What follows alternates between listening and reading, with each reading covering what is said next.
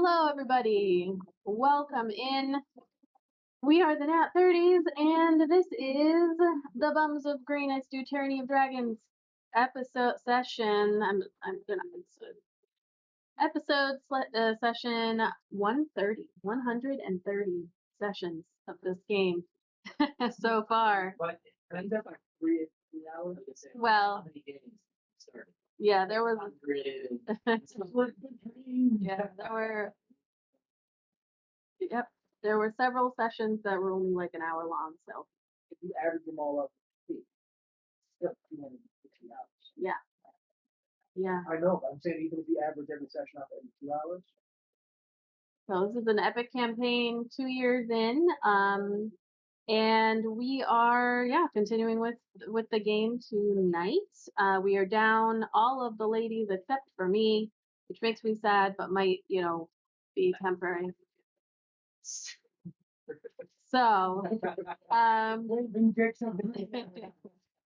we are going to continue with the story either way. If we waited, we would never play. So,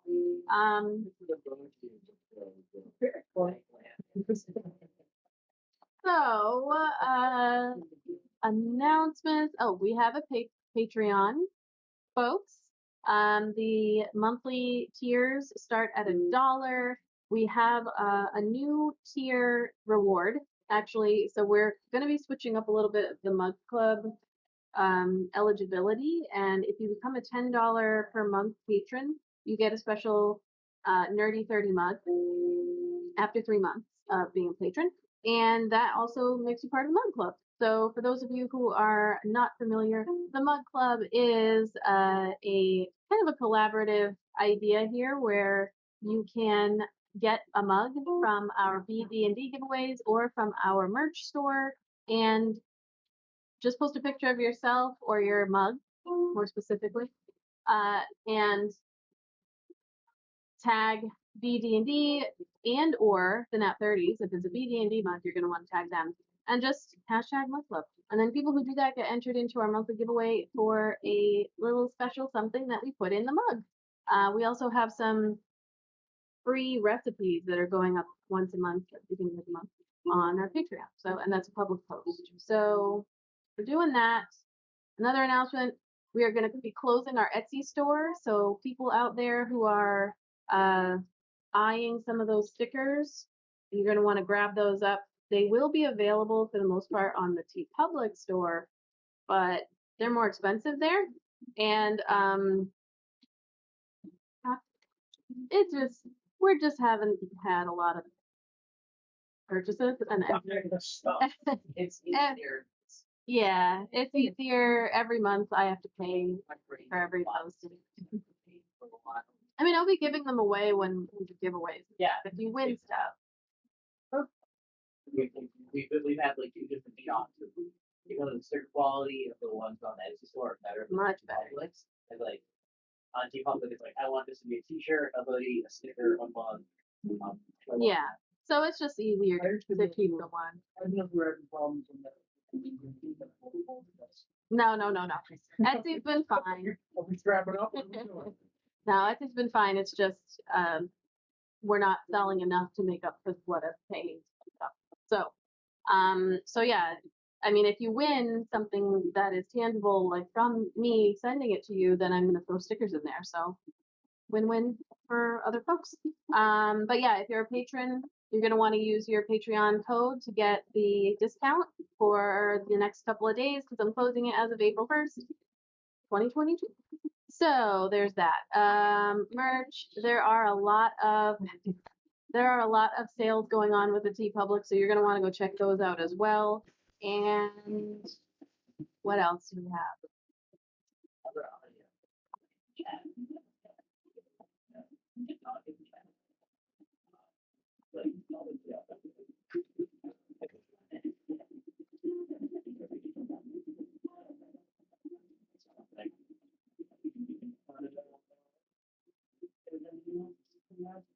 Yeah, the audio might be a little bit weird. Really wanted to walk off the good stuff that you got. Oh, you got so many silly things. Cities of the ocean. So these dice, yeah, they can see them. They can see them. These are from King of Potions. This was a Kickstarter. The other dice that you see are from Gilded. So go to damagedice.com. I also backed that Kickstarter, and all of the dice came in. So very excited. Yeah, they. Oh, they could. Oh, you have to hold it high. There you go. I'm sure. King of Oceans are awesome. Yeah, so that was a Kickstarter. I actually gave another set away to Bearded Fortress, who won last week or 2 weeks ago. So yeah, congratulations to Bearded Fortress. No, so this is a monitor that eventually I'm gonna hook up with. Oh, is it No, not yet, not yet. Yeah. Oh. We are going to launch a giveaway for the day, so I'm going to start this one. What I'm giving away today, I'm going to give BD&D a little bit longer of a break. I am going to be giving away an Elderwood Academy dice vault, so you can see it there. It's really nice. I don't know what kind of wood it is, but it is magnetized. It fits 7 dice in there, and just you do your normal ticket thing, enter, and That's what I was. yeah. I would like seeing things that they give away that are so beautiful. Let me go. Yeah. If they're yeah, it's a little dark on me. But I mean I can show it on there. So. No, I think it's fine for now. All right, and and congratulations to Shadows Fairy, who won a beautifully hand-painted Colosseum, or like a section of the Colosseum gate, that was 3D printed by the compound. They have their 3D printing stuff going 24 hours a day. We have some amazing stuff coming when we get into that studio, folks. I cannot wait for numerous reasons. I know I've been waiting for 2 years. I'll keep waiting as long as I have to, but there's some really awesome stuff coming. They're printing stuff for us. Yeah, so congratulations to you. I'm sure you coordinated with the compound to get that. And I am gonna hit the button so we can start playing.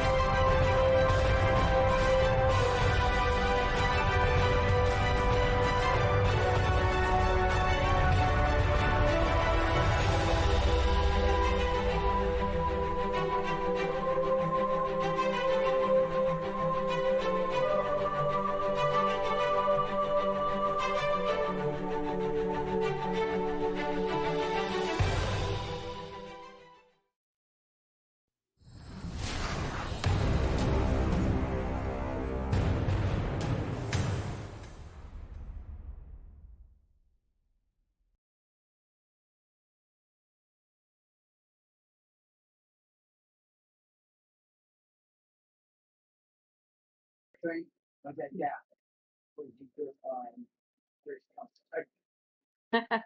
My dad pissed. My dad has pissed me off multiple times.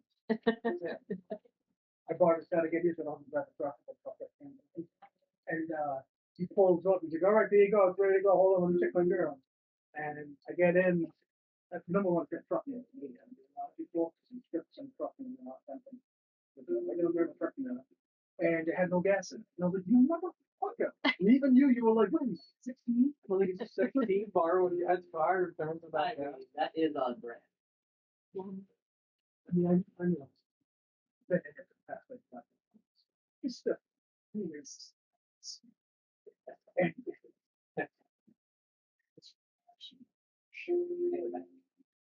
Oh, Nice, Dad. we've been back. Oh, yeah. He doesn't watch. Always surprises me. They might go home and he might be sitting You get bald head, get up there. Like, I don't even know how he would get up hey, here. boy. You know, You didn't realize that he's in so small that you walk with you. every time, right? Let me just make sure that the gain is not. You see when he bought all the tea public and I go into his closet and it's all Keep all the patrons. 600 different emails. oh, we can move her now.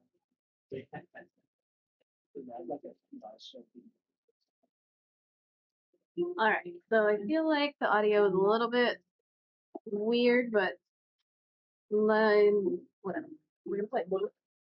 So when last we left off, the Bums of Greenest, after having successfully found the target of your rescue mission alive and well within the iceberg lair of the Old White Death, this sentence structure is not correct. You faced off against the dragon deep inside of its frigid resting chamber. Battle ensued where you let loose everything at your disposal, including draconic spirits and elementals of fire, firewalls, and judgmental pet rocks dominated the battlefield. Yeah. And a keen eye, not a sharp blade, of arc fire song likely saved lives as you drove the worm out. You ascended from the caverns back to Macath the Crimson of the Arcane Brotherhood, where you gained a bit of her respect, having not only survived, but actually creating opportunity for her to escape. You decided to meet her at the latter entrance to the village hall, her interests lying in the library scriptorium, and yours lying in the main treasure room to the south.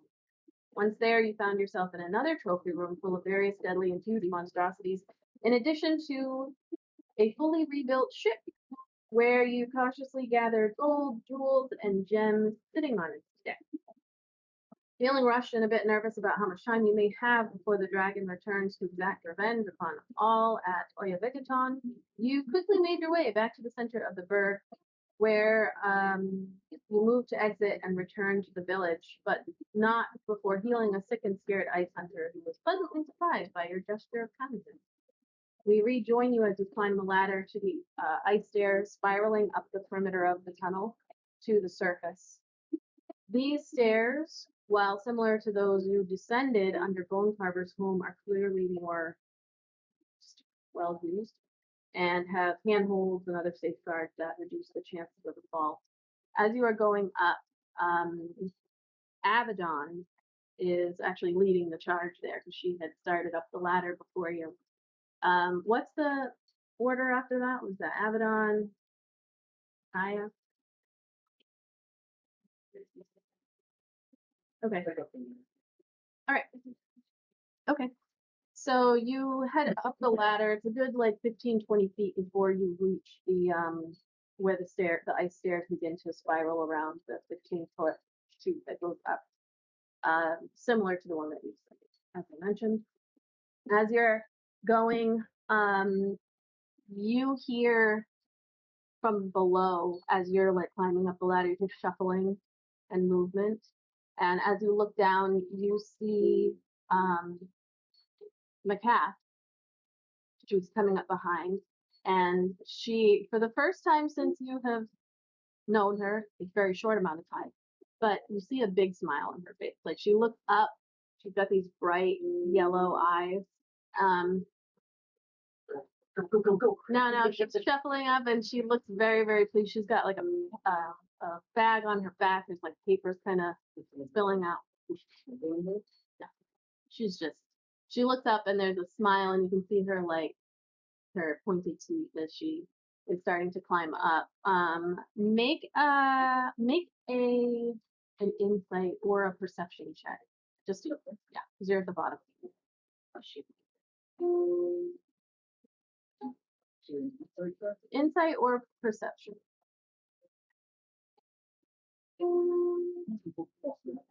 Okay, which one are you doing? They're both +0. I would be on that. Okay. All right. Yeah, she's just like smiles, and as you're climbing up, you hear her say, "For the trends." Yeah, that's what she says. She just touches the volume on her little Sorry, everyone. I'm going to turn this. Hold on, let me check. So as you're going up, you hear her say, whether you were interested or not in hearing it. She says, I was able to get a key research. Arcane Brotherhood would be pleased. She's pulling up the ladder there.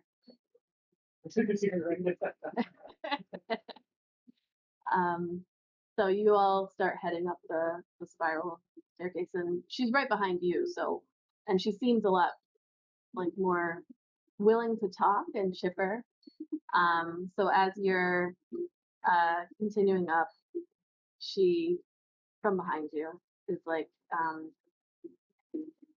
so the remains of Marklow, they were no longer there, but I was able to piece together what happened.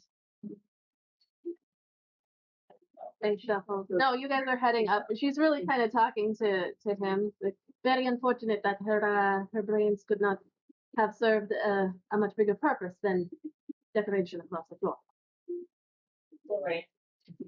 That's consequence of hasty actions. Indeed. Huh.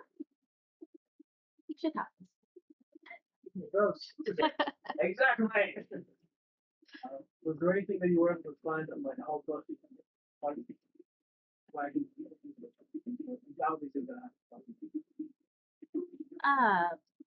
Well, when we head off of this iceberg, I'm sure I can chat. We'll have plenty of time. So, as you continue up, Did the guy that I helped, yeah, he already went up? he's like in the middle of his walk. As you're heading up, everybody looks really happy. Or the two NPCs look very happy. Oh, I think we're all happy. Unless there's a dragon at the top. They're not part of the stars of wishes, so he does not know what we discussed then. There's still things that we're going to get ambushed on. So he's not happy. I mean, not convinced. So as you continue up the stairs, then you notice Abaddon kind of slows down as you start to head up. It becomes clear it's a good just like before, it's like 6 feet or so feet up. No, you were on the ladder and then you are on the spiral stairs. As you get closer to the surface, looking up, you can see that there's some light that begins to kind of just barely shine through what appears to be maybe slats of wood. Like it's very clear. Nothing else is quite shaped like that. You can see just like the lines of light that are coming. And as Abaddon slows down up at the top, she stops and looks back at you, who would be right behind her. She rushed up. And you can hear, as you stop, the familiar sounds of not like an active commotion, but after it brings you back to when you were at Greenest after the raid, had taken place, like that sound of tension and like crying and people like, oh, like people in pain and whatnot. And you can hear it coming through the top there. So Abaddon looks back and she's like, should we go up?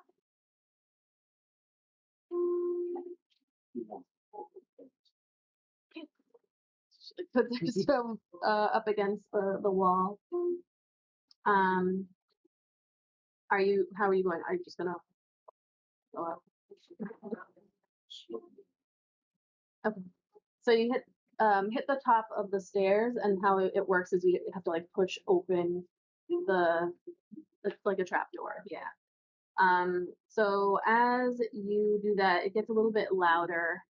It's not like screaming, yelling. It's just you can tell that there are folks in this room, and as you open it, the warmth immediately, maybe not so much for you, but you did get like frozen by an ice troll at a certain point. It's like a nice, comforting feeling as you all ascend up into the village hall, um, the biggest of the tents that you all did not get a chance to go into earlier. Um, so when you open up the trapdoor and you look up, you can see that there's like a pulley system with a hook that clearly would be used to put things down because you can't carry stuff down the ladder. So, and as you come up, it gets a little bit quieter as you like open up and people kind of stop and look, and you all come up out of the trapdoor and immediately you see definitely a village hall. There are lights around. It's well lit, well taken care of. Decorations, places to sit. And in this room, there are several people, including children and the elderly, that are being taken care of, people who are hurt. And you can see Bone Carver, the shaman, stops, as everybody stops and looks over at you. And there's this look on his face of like confusion, but also a little bit of relief that you're there. But then concern as you look around, you can feel the tension in the room as like people are clearly being cared for after something has occurred. You can see like frozen, frostbitten, um, open wounds, all of that in this room.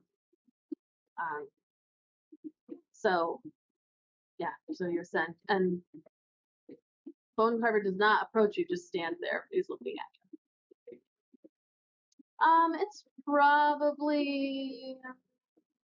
It's probably like 2.5 like 50 feet across, around. Woke up yet? If it's still around. Have some thunder.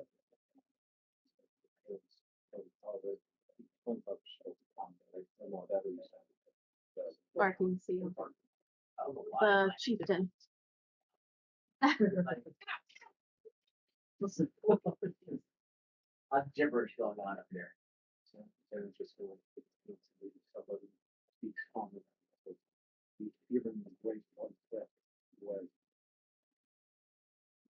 As they're talking, you can see people, they're looking at each other and like, they're talking to each other. Bone Carver comes up, and then my cat stepped out from behind you, and she's just like, That's actually the next question. and you see, when Bone Carver sees Macath, his face also, like another few different kinds of emotion just like cross his face, and then he approaches and they begin speaking. You can tell that Macath is not proficient in this language, but he's speaking very quickly. You can tell him to slow down. She's speaking in like broken. It sounds like a mixture of like Draconic, Luic put together, but then in her accent as well. So it's very, very hard to. You gotta do it in Russian. So they're going back and forth, and Bone Carver is like grabbing onto her arm and like pointing outside at a certain point, and she, keeping calm. And she turns back to to you, and she almost like puts a finger almost like on his lips, but not quite. And then she turns back to your group, and she says, "So they are telling me that the great white death angrily flew overhead, about an hour ago, probably right after, and he blasted out his ice breath across the village as well. They believed that he was going to come back and attack further, but a strange bolt of lightning came down from the sky and dropped some blood. As for you, in the midst of yin yang, you missed your running shot. Oh, there was a running thing? Holy shit. They're very upset. There are people outside who are caught in the ice, and they want you to help. Good news is if that happens, then I will we probably have time. A month would hurt him badly enough. That he shed blood, he dropped, blood off the ground. Month, 2 months, he'll recover.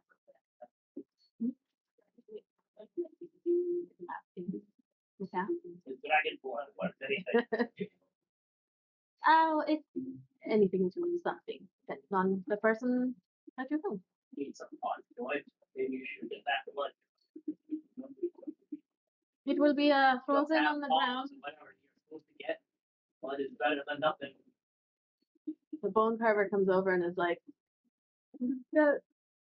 pointing outside, and she's like, yeah, he's very adamant that you go and you'll have his people if you want to.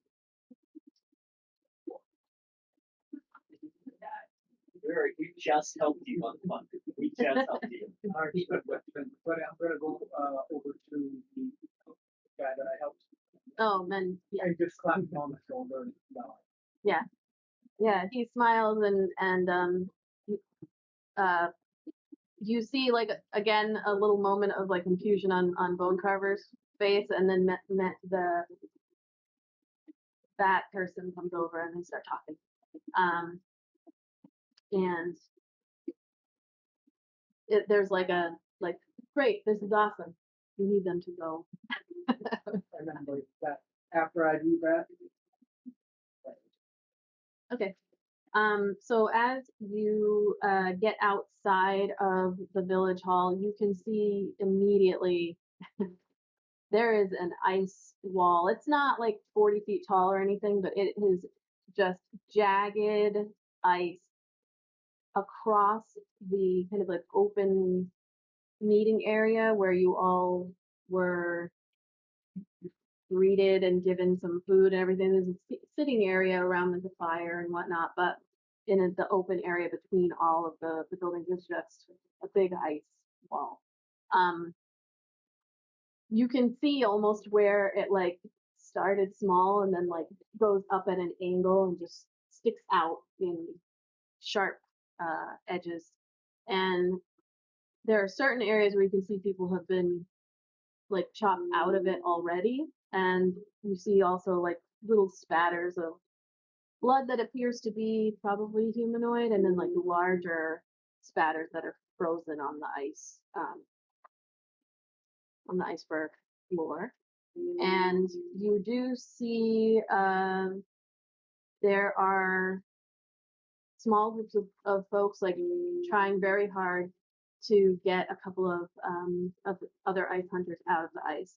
One of them appears to be an older half-elf woman who is stuck about like from her waist down, and another is a dwarf male who's stuck on like one side. And there's a bit of panic as you're coming out. They're trying to get out, but without hurting them. And they don't have anything at their disposal otherwise, but you can see the pain on both of their faces, and like the woman keeps almost nodding off because that's freezing below the belt. And then Bark and Seal, the chieftain, looks over and sees you, and her face, when she sees you, she looks surprised, but then she also looks a little bit angry. And she comes over and says, "You did this! You did this! Help! Help us!" So they haven't gotten through the trying to get hands to try to get into They've got like fire in a way, but they're trying to get them out quickly, but without moving them. Does it seem like they can eat and they will chop out of that? So really, Some folks were, like maybe people who were only stuck a little bit, but it appears from what you're seeing that they've made some progress. It's been about an hour though, and there's just a lot of their body, like a whole side of a body is like stuck.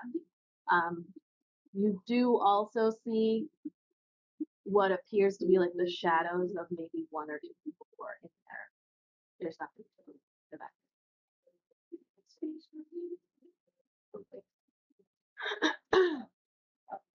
The half elf. Art.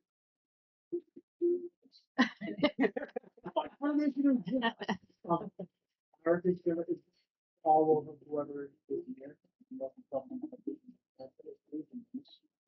I have a bunch of hand axes and daggers that have to do with this week every week because of my computer. So I've got 5 hand axes and 4 daggers. Okay. And I'm gonna hand out four of the hand axes and 3 of the daggers to whoever is on. Shot this things out. Okay. They're using like a mixture of tools and weapons made of like steel that appear to have probably been taken from folks who arrived, and you know, animal bone and whatnot. So they grab it and they keep going. Barking Seal, she just starts like looking at everybody really angrily, and is like, "Do something faster! They will die! They will die soon!" And Abaddon comes over and she's like, she starts like using her flame, her like fire bolt. Is that the cantrip? To try to like slowly melt a lot far enough away to not hurt the folks, but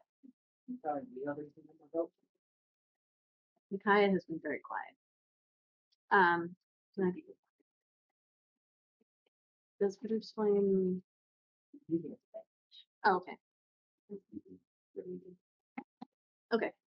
So they begin trying to help as well. So we're using fire trying to melt it and then trying to chop the things that I gave. It's not like it's trying to figure it out. Or not with those toys, but those is first. They don't flame do it. When I hit something with my weapon, loading it was catch fire. I think flame, and then it jumps to my secondary target within 5 minutes. Like that, I just somehow like you feel like the person's fire. The person is within 5 feet. Well, I mean, yeah, if it's the bases on here, the fire can bounce down here. Right? You know, it's just like so however depending on how I hit it, like because ice isn't a target per se. Yeah. I don't know. I'm trying to see like I feel like that is more of like it's green flame. It's meant to be an attack thing. Like there's no place for it to jump to. And it's almost like I would picture it that you are controlling that it moves to the next target. Like it doesn't just automatically do it. It's like you're incorporating yourself into the weave and controlling the fact that it moves. And then yeah, so I don't think that's gonna work. when you're awesome. Go, you put it out of the blanket, then it's too cold. That's what that first. That's more meant that that guy's gonna be about. So I'm gonna say, we've got 2 folks who are doing flame, and we have, are you chopping? Okay. You're chopping as well. Not the Marn one, but the other one that I have. Make a strength check. Strength check as well. And then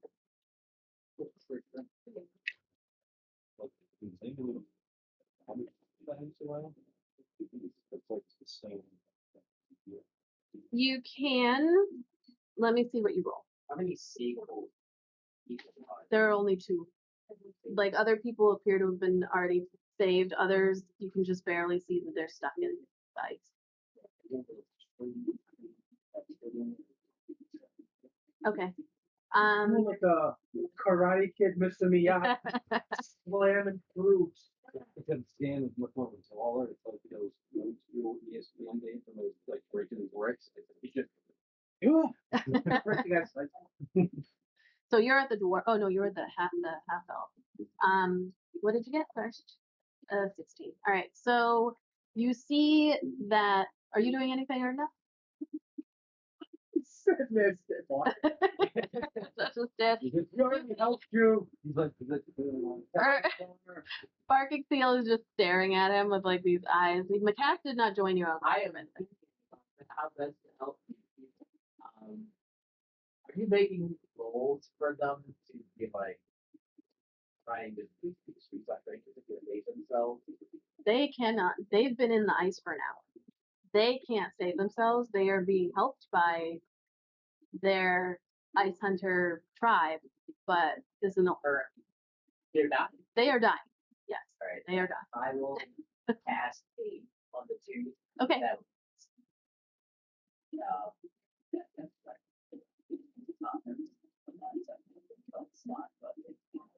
Yeah, 5 plus 5. yeah. And then hammer. All right. Hammer. Roll a strength check as well. It's a combination of you can hit it. How hard are you hitting it, and how much control do you have to not hit them? Okay. Abaddon and Micaiah. So Abaddon will say is helping with the dwarf man, and Micaiah is helping with the half elf. But you see, it's almost like as you're working on this, and other people are, you're trying, and the woman with as Erdnot like reaches out and focuses, and you see the 2 of them kind of like take a deeper breath. And they look like they're feeling a little bit better. And as this is going on, there are also tribes folk who are like feeding them water and Hot cocoa. trying to trying to make sure that they don't pass right out. But so you see them like there's a noticeable difference. And unfortunately, as you're watching, you can see she doesn't seem to be like focused. So she's doing it, but it's almost like there's no that sense of like adrenaline rush of like we've got to help these people is not really there, and she's doing what she can, but the melting isn't really helping. And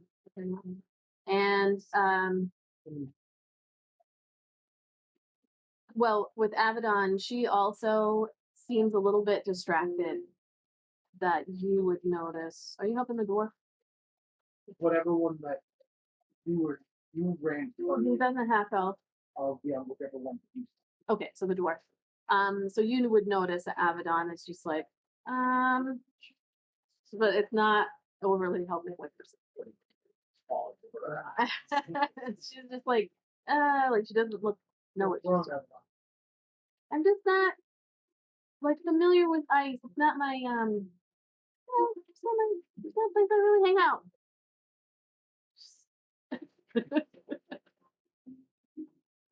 Break fire. Yeah, I'm doing it. I'm doing that. I'm gonna have you roll again. Whatever you're doing. What are you doing this next round? No.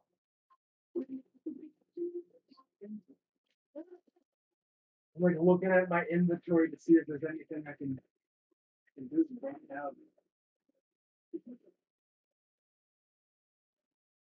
She changed the music wild. It looks like it'll work. Yeah. With the aid that you just gave, I mean, you can tell by looking, the dwarf is younger than the half elf woman. She's like reaching elderly age. So probably you would want to go for her first, but How she is from the waist down. how much I took A lot. if I was major with that, would that hurt her? Like, would that rip her in half if I like shot down? Like, I'm looking to So- kind of like Guiding, blow what is guiding bolt? flash like What kind of damage? Is it radiant or force?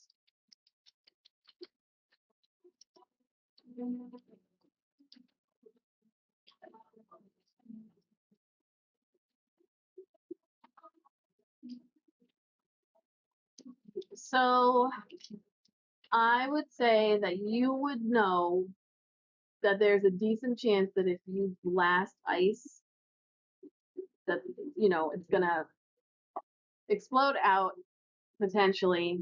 It's not force damage, so maybe it wouldn't be as bad, but blasting magic at her, it might not be the best approach. in saber blade. It's not. It's radiant. Yeah, that's radiant as well. Which again it'll hurt ice, just not the same as. But this, this is what made me feel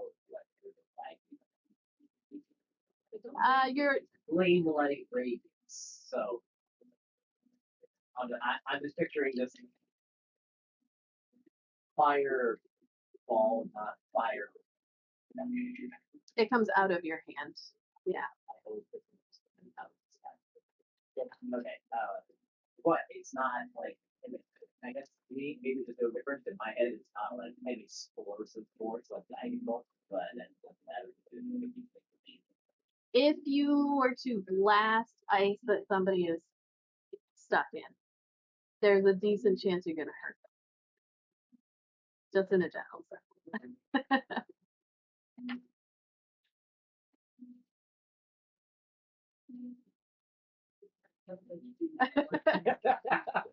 All right, so I will whack at the whack-a-mole I will whack her off at the thickest point.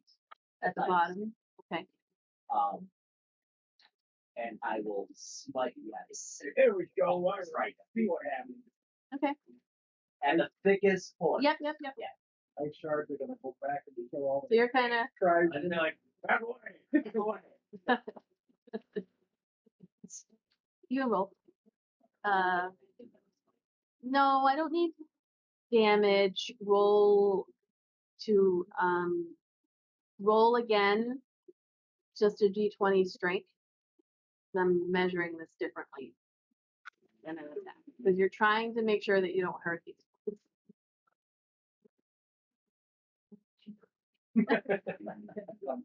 I'll go and roll with an 11, but my market lesson. This is like a skill check type deal. But I use like acting 30 in this. Yeah, to do it again. Yep. Okay. So because I'm putting the use my that's your attack. You can use your. It's going to be strength because you're trying to break Yeah, it. if you protect monks can use their death. Oh, It's like you need like speed. right. Yeah, you can use your dex. Okay. That Okay. All right. first one was. So you see, Micaiah like almost like shakes out of it when the half elf like takes a deep breath and looks a little bit better. You see, kind of look over and then she goes, "Wow," and she starts to actually melt the ice a little bit, not melting it to the point where it's like blowing off, but enough that you can break it. So you're breaking through at the bottom near, and then Erdnot comes out from like behind, like, "Dark way!" Smashes near the bottom where the ice is thickest. And you see like it kind of rolls away from the bottom there. Abaddon does a much better job. Like she's getting the hang of it. Yeah. Fire stuff. And she's like right over here. Like you're trying to make sure that when you hit, because his arm is kind of stuck in the ice like this, that like you don't know how brittle this all is on this Well, side. I'm trying to like gouge it. Yeah. So she's At loosening. least that's what I imagine. Yeah. With that, like, in my mind. That's Yeah, and she's loosening it again. Like that fire is not to melt it per se, but to just make it. It's fair when you get in her hand, but it's like crack, you know, for me that you can Not only is his arm in there, his full like right side, not 10%. His like leg is in there, and it's like that thick wall of ice. But you're making headway. Not so much with Abaddon and Micaiah's help the first round, but and Barking Seal, you see, is just she's standing there looking at you all, and then she runs over to help the half elf woman. She's she's not doing good. She's over long skirt. Like, Yeah, it's one of those. good job.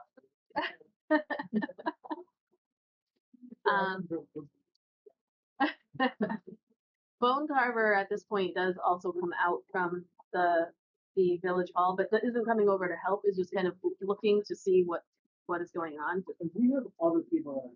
Oh yeah, there's a bunch of people. Like you were all working with other folks who are like The whole village. We gotta bring their dragons.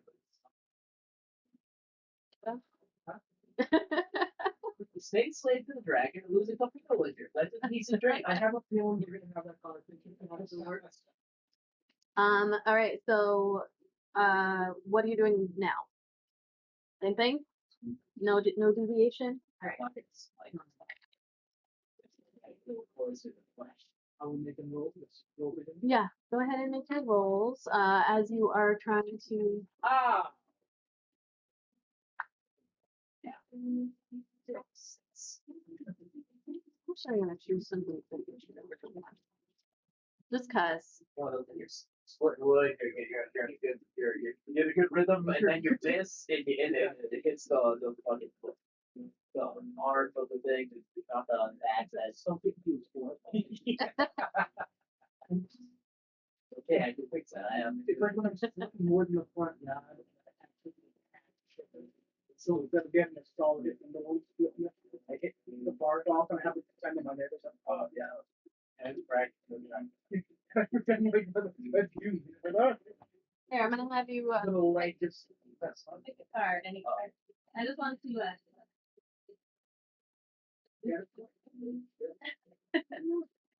The deck of critical phase. Oh, is that what that is? Yeah. Somewhere within. Somewhere within 100 mile radius. Some of those are bad. But you're in now. This is such you not want some of those are bad. So, all right. So sorry. You rolled. An 18 plus 4. Okay. 9. Okay. So, and then you rolled 1. Okay. So I also have Drops 2. 2 11s. I sneezed. I slighted. How the elf woman that is going. So Abaddon is like she's working at it. Luckily you found an area that's just like it is loosened enough that she has like moved over to the side and you're like, no, come back. And then you like rip open and you get the dwarf's arm out. It's like you're able to he like shifts his body a little bit, but and then he just grabs onto the arm and you can like barely. It is not yet. It's just cold. Is it fully engaged still?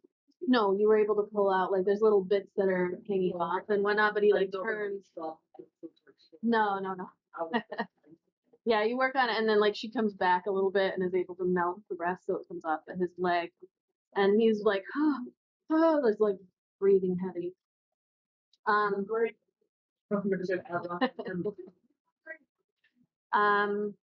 Or not. So you kind of like, and then you go to swing and hit the ice. But as you do that, it smacks, but it hits just a weird and wrong angle, and then it comes back, and you're not expecting it. I need you to make a dexterity saving throw.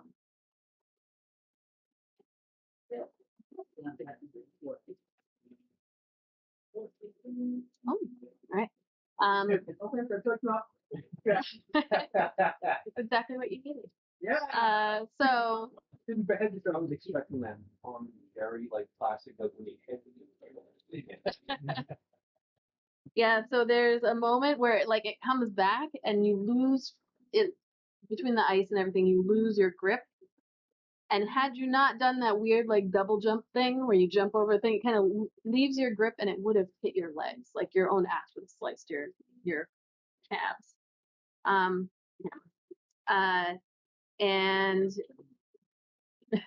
but you made it. You were okay. You kind of do that like, oh, it's fine, it's okay. Yeah, no. And Zan, you get distracted by that as he's standing there next to you, and you're like, oh, look, do I have to move too? But you're making headway. All of these other folks that are working. The older half elf, though, she's not looking that great. Again, it's not. It is very cold ice, and they have been in it for a while. So I'm gonna need one more round of whatever you all.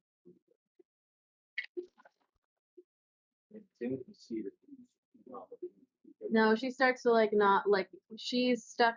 You've gotten past like just below the like groin area, and then you're working down near he's working near the bottom of the legs, but she was really cold, and they have her wrapped up on the top part, but it just starts to like nod off a little bit.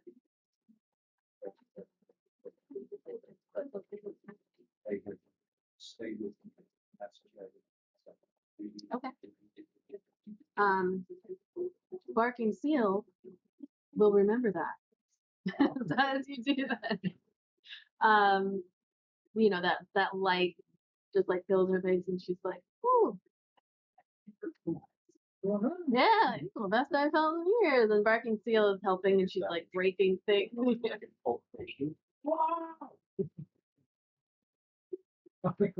I'm gonna say that that's your yeah, you can roll. Okay. All right.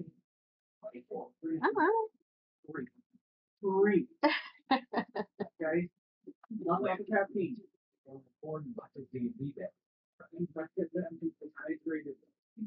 So the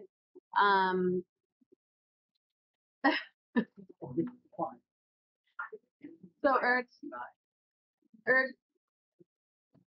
not you like get you're just embarrassed a little bit. So you come back with the axe and giving direction to Micaiah. She comes down a little bit lower, and you give it a second. She's like, "Hold on, Ernie." She makes it a little bit warmer. You take the axe and smash it in. And with the 24, you're able to control. Like you hit it, and then people see these big chunks fall off. You rolled a 16, 18, 16. But you're working with that. Keep it track. So big chunks fall away from her legs, and then the other villagers are like, you can hear them yelling to each other, and they're starting to get the pieces that are around her hip area. While Zan is giving her a talking. Here.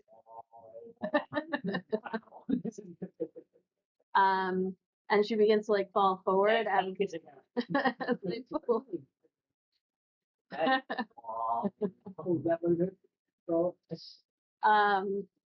In the meantime, yeah, so you continue, Abaddon doing really well. You move down to the lower part, and with everybody hacking away, you're able to pull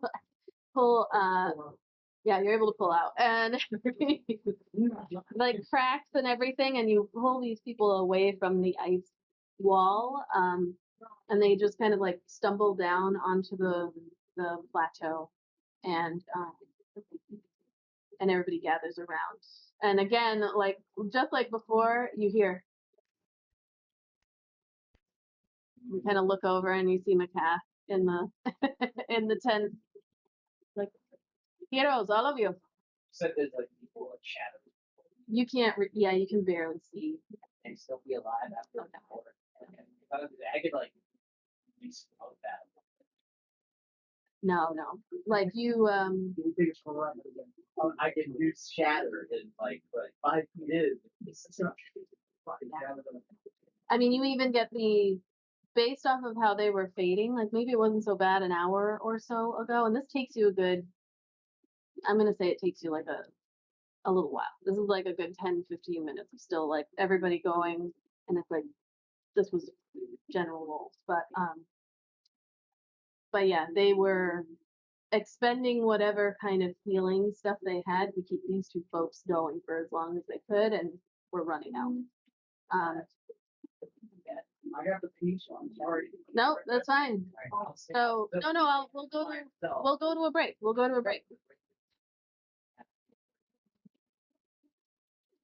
All right, well, so just go. Dan's here by himself. All right. So, Zan. Sorry you all died. So yeah, so you all pull the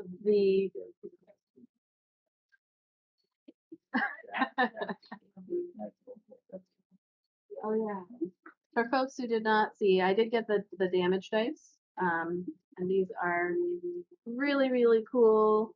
They're from gilded.com, I think, but they are the damage dice, and these are the death saving throws ones.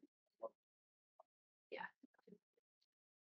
So you pulling them all to the side there are able to see like your healing probably helps keep her from using her legs, like the half elf woman, as they pull over to the side. And Barking Seal is with your group, so she's knelt down next to you, and she's speaking to the half elf woman who they have lying down now on like some furs just outside of the ice wall. And they're just like double checking. Bone Carver comes running over and kneels down and begins like just checking her leg, whatever he needs to do. And Barking Seal looks at you, and she's just like quiet for a minute, her eyes like squinting. And then she says, "Thank you. We must talk."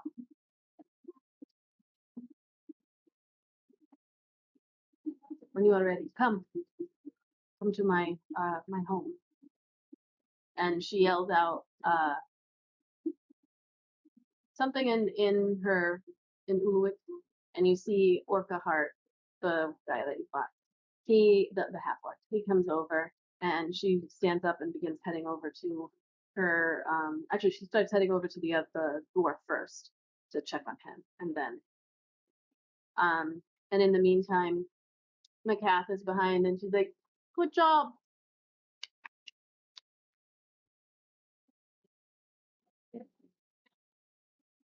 I could have helped, but I thought you had it, so I am a very powerful source. See, this is not even real.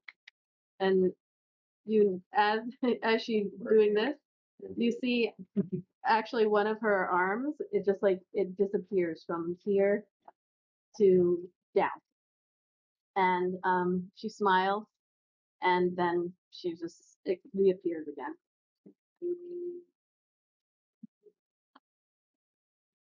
Yeah, roll that. So Yeah, you all die. So Orca, sorry, no, Barking Seal, you would not have seen this because you were over with the dwarf, but she spoke to Zan. She heads over. She heads over to where you are with Abaddon. Yeah, the chieftain. So she comes over and she has Orca Heart, the half orc that fought Zan in the beginning, and she kneels down next to the dwarf who's shaking, and they have him on. Everybody moved out with like furs to just lie them there immediately, and then they're gonna start bringing them into the village hall. But she kneels down and begins to speak to him, and he's just like kind of nodding and holding onto his arm. His leg is, you don't know at what, like, how bad it's going to be for them, but they're alive. Interestingly, the half elf does appear to be in a better shape than, even though she had like the worst of it with the half body thing. And then Barking Seal and Orca Heart, she just like kind of looks at you. She does like a little nod, but then she starts heading over to her hut. And in the meantime, Macath was standing in the doorway of the hut, the village hall. And with Zan's group being closer, she could just said like, "I'm a wonderful sorceress, and I would have helped, but you had it." And then she shows that actually, even though she's clapping, she says like, "Look," and this all the way up to about here disappears on the left side of her body, and she actually does not have most of her left arm. And so then she just waves and it comes back, and then she still make it sound like it. And she's like, "I'll leave you to your discussion. I don't think I will be invited. Good luck." Did they not? Did you? No, they don't see you as one of the dragons themselves, so.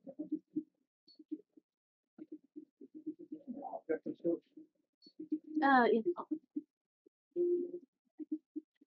I'll be here. Turns down and goes into the village hall. So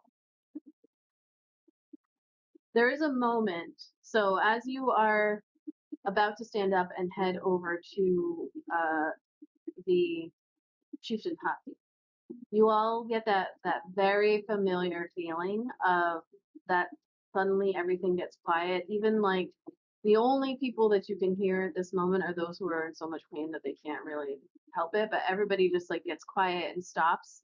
And that like uneasy feeling where everything gets quiet and you know that the drake horn has just been sounded somewhere. Good 6-7 seconds of everybody just, they start lifting up the dwarf and the half elf to bring them into the village hall, but everyone's looking at each other just very uncomfortable, and then that like just uneasy feeling that lasts a good couple minutes after every time just like settles in as you're all looking at each other. And then I assume heading over to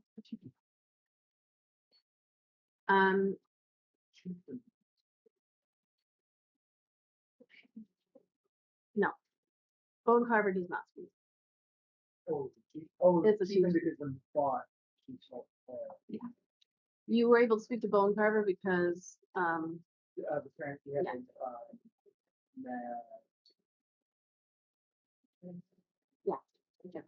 nothing matters. No. Lady. Yeah. Which she is not there. Like when you look, I'm done. You paid me. I'm out. So you head over to the chieftain's hut.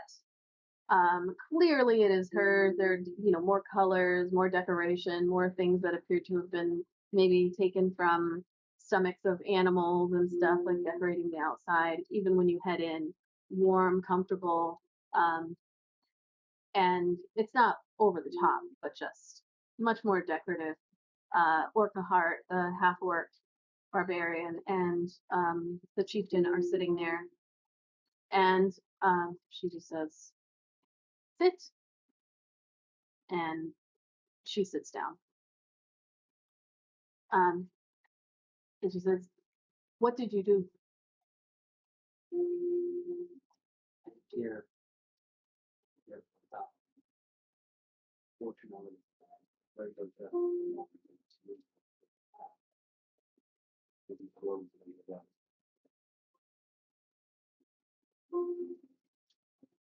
But you did not kill me.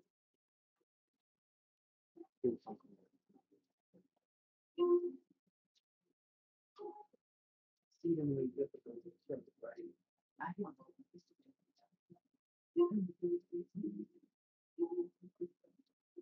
He appeared very hurt. This is good. We will leave. This gives us time. Maybe a couple of weeks, 2 weeks, 20 days, and then we will leave. We will hide amongst the ice and the sea. I'm sorry for what happened to you. But now you do it. He has done this before. So hopefully you will not do it again. We will be too far. We will be hidden.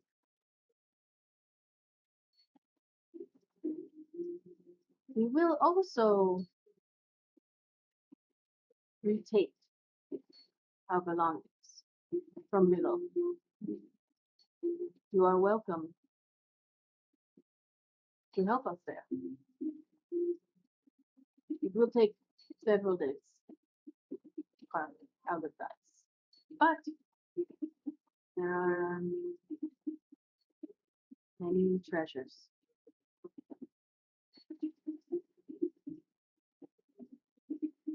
Talk to someone about that. You don't have the sheep that needs to be make a decision. But you have a captain. They have to discuss it.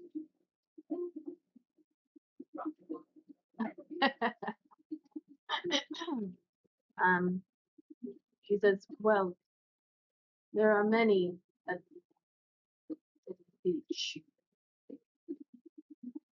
but we have space. They have. We will have space for that. We thank you. I will have words with Bone Carver. Or not. Speaking, you please.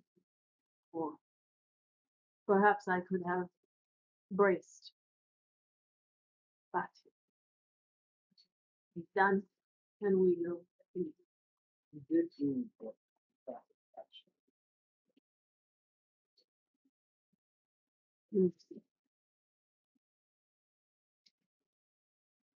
Well, you may leave. We will have space for you. And we are free after many generations. I notice you don't have that many and that's knives and problems. Leave them well. Well, thank you again. Have my garbage. Before that, Have my garbage. well, it's like, you know, when you like little kids, Yeah. and they drop pennies in a video. You may never get that. Yeah. We will, I will be. Please, sit down. So, Orca Heart stands up and like up his ear till it's like a percent. And when you leave, you see a couple of people who like look and they see you coming out of the chieftain's tent and they're whispering and they head into the village hall. And Orca Heart actually follows you out and then wherever you want to go. He heads towards the village hall. It's so like when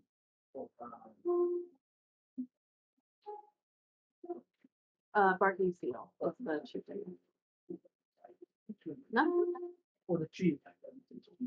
Well, did it seem like they're supposed to follow? she stayed in. The barbarian left and like pushed you out. Oh, He was just okay, like I'm sorry. hanging out. These names, I know. Because because they're all, one card, it's all the two. Yeah. Mm-hmm.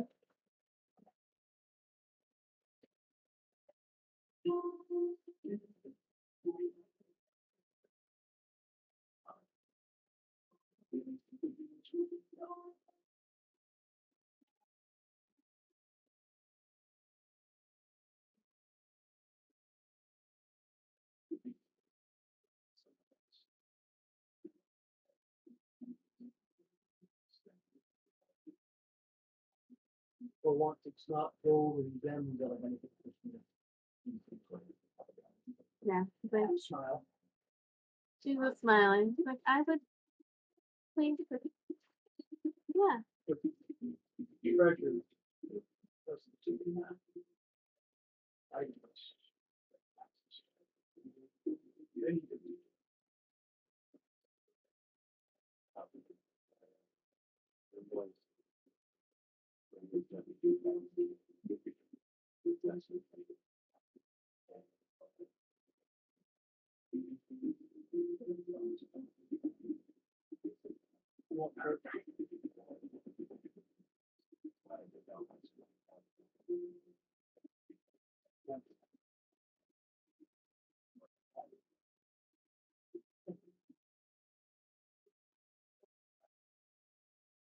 Oh, after you'll make it. You would never get a good feeling. Now What do you guys want to do? Abaddon and Makai's like, I think that's a good idea. And every NPC. Yeah. Let's go talk to the captain. You're gonna have to play more players. Oh, yeah. More PCs. Men are at the actual fucking table. This is why I'm getting rid of them when they're not here. So Abaddon is like, yeah, I would, like to check out the stuff. Hello? Down. It's fun to look at. Yeah, I mean, we don't want to get right back out on that boat. It's cool. Get around some fire.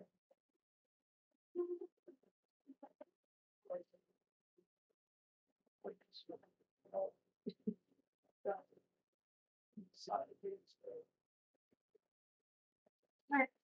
So you're heading back to where the captain was. It Larusta, yeah. It is, by the way, dark now. Like the sun has gone down. You started heading down into the iceberg noonish. It was 11, 12-ish. And it's been probably 5 or 6 hours since that had been. Well, using the prison will be up at Yeah, like she just kind of the storage. They didn't specify, but she just said like we have space. Yeah, we'll make space. So you begin heading past. You see as you head out from that like open area where all of the homes are, then kind of enclosed, and down past where the frozen bodies are in the ice, and then again towards the that little inlet where the ship is. You pass by several ice hunters who are like stationed watching the ship. You continue on past them, they just kind of nod to you. There are some fires set up at the ship. They're just kind of waiting. And as you head down and get closer, you see the captain. Somebody yells out for the captain as you start heading closer. And he hops off of the ship, comes over. No. He's like, holy shit, huh? That was epic and terrifying. I didn't think you made it. But then when he took off, it's the first time I've ever seen that in all my days. I've seen them fly way overhead. You try to pretend you're not there. They can't see you anyway. But that was the closest I've ever been. It was huge. It was a huge motherfucker. figure out close. Really got. Yeah, that was as close as I ever want to get. To get a happy face. Oh, yeah, I left it. I need it. I need this other eye. He's been offered to stay. take some of the, recover some of the treasures and form and other valuables from the plants and the rest. For the things. You'll come to these waters. I'm sure the main company that have to go with insurance. And then you don't know because you don't have to pockets. You let them know you can wait for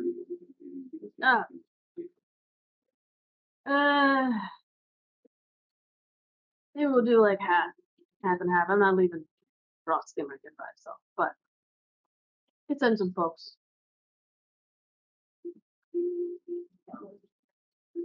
He's got an eye for such things, but is there any weather that you like that might go in around there? Well, that's the thing. Gets tougher on the dragon's lair. They have a way of messing with the weather. It's hard to predict. Good 10 miles, maybe more or less. The one we came for. Okay.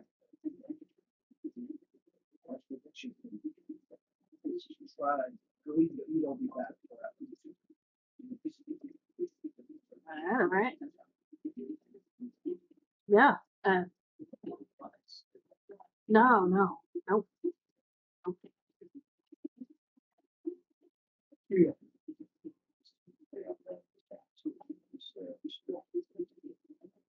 Yeah, we can do some repairs, and yeah, we'll send.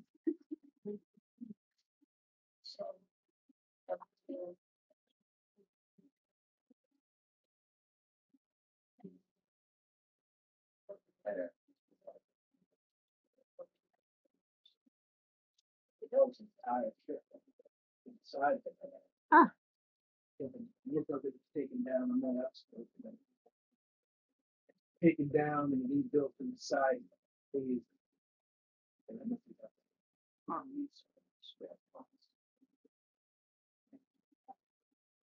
Well, that I want to see.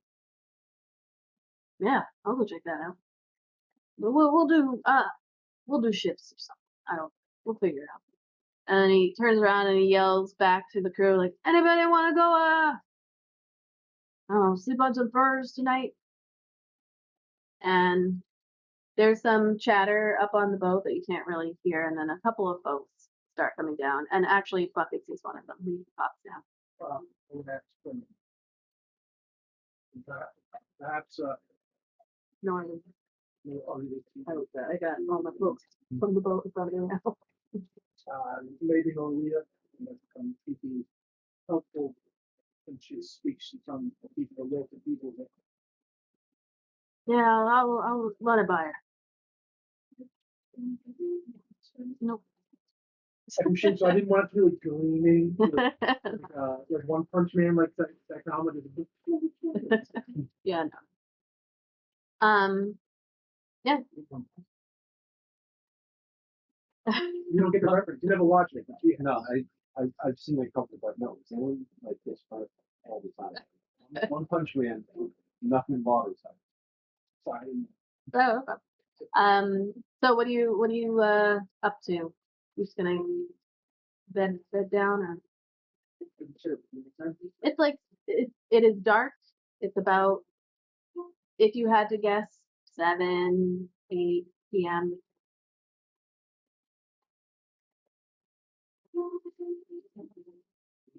Drinking it sometimes. Elsie will be mine.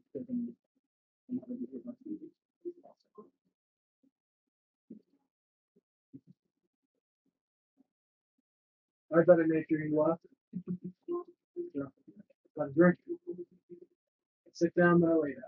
They're gonna have a drink on the boat or in the town, in the village. Okay, all right. So you head back to the village. It is definitely interesting as you come around the bend that has those frozen folks again. From the first time that you had come around, and it was just like this open area with these, and there's just now that large wall of ice, but you can see a couple of, like I said, like silhouettes in there that are lost now, but it kind of cuts off the view a little bit of that village hall on the other side. You see the top of it. But people are moving around, and it's gotten a little bit more quiet as folks are getting things ready.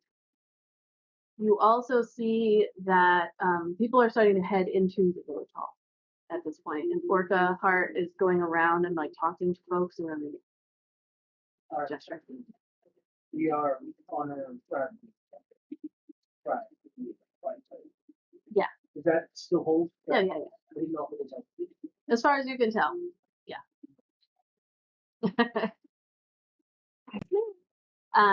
So you heading into the village hall. So everybody in the village can fit in there, plus you. As you enter in there, you can the whole you're all there. No, you're all there. The others are just On us this side, the avenue. the others are just being real quiet. In the village hall, you see a mixture of folks who are like, people have been cared for as much as they can. So some people are propped up, others are just like quiet with, loved ones just kind of like taking care of them. But everybody's in this village hall as far as you can tell. And the chieftain is up near where the trapdoor that you came out of. It's kind of to if you're looking in from the front door, it's all the way to the end, and there's like a bunch of furs in the trapdoor, and then the pulley is just hanging down with ropes. It is very warm and comfortable in this hall now, and everybody's sitting there as you come into the chief in kind of mid talk to her folks. Can't understand a word of it. You get a general like stat, like inspirational stat, like It's solemn, like what? it's very leaderly. She appears to be she's very kind of calm with the talk, but she goes between like there are moments where she's smiling and then everybody in the room kind of smiles and she at a certain point you could tell she has said like the dragon has been she's moving with it, talking with her hand, and there are murmurs and people smiling and a couple of people hugging, especially some of the older folks who this is a very diverse tribe.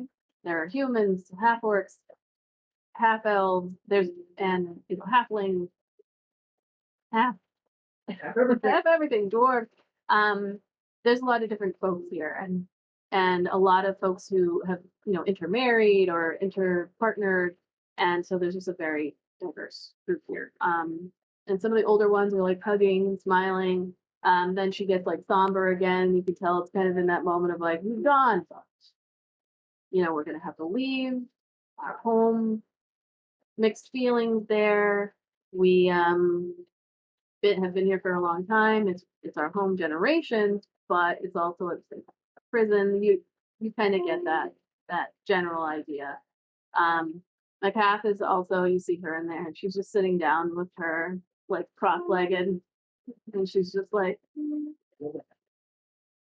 she's just like kind of sitting there like listening to them, looking kind of yeah, sort of bored. As you are standing there and the talk is going on, you do see a couple of people from the boat that like come in, but Norley is not among them. And yeah, so it goes through these kind of like, we're gonna be okay, and it doesn't end with a big hurrah. It's kind of like we're gonna do some stuff. You can't really tell exactly what she's saying at the end there, but more of just dragon's gone, it's gonna be tough, we're gonna go. Mixed feelings. I know people have mixed feelings about that, but we can't stay here. It's a lair kind of thing, and then it just kind of dies down, and she's done speaking. Bone Carver comes over and like pats her arm, and she looks at him like she said something to him, and then they start walking through and kind of cut through you, part of you. And now you're in the village hall. It's a mixture of folks. Some people start leaving.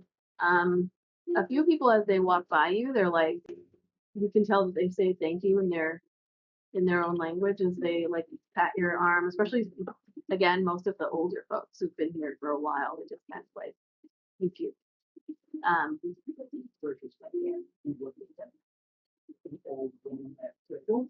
yes.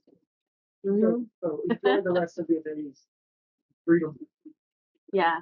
There's a couple of the younger folks who look like very excited and happy because they've been stuck. It's kind of that thing of after a certain amount of time you just resign yourself to the fact that this has been life, but then when you're like maybe in your 20s or if you're like a half elf in your 50s and you're like, you know, I've got my whole life ahead of me, I can finally get away from here. Living in that terror state. Um, The younger ones. you see her kind of head over to McCath a little bit and she sits down. Yeah. Um, and McCath has the kind of like, as she sits down, she's like, oh, hey. And they chat for a minute. Definitely you are offered, Orca Heart comes over to you and offers you like a drink in a, it looks like it is probably a cup again that was like salvaged from some kind of either shipwreck or the inside of it, something, and just offers it to you standing way over like, he says something in his language.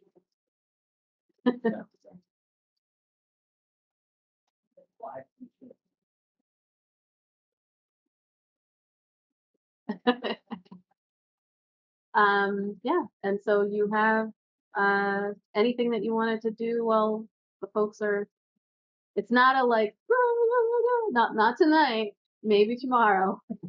People are pretty badly hurt. You do see the half elf woman and the dwarf over on the side, like where all the hurt people are, kind of to the side there. The dwarf looks in worse shape. The half elf woman's like maybe with her family, more immediate family.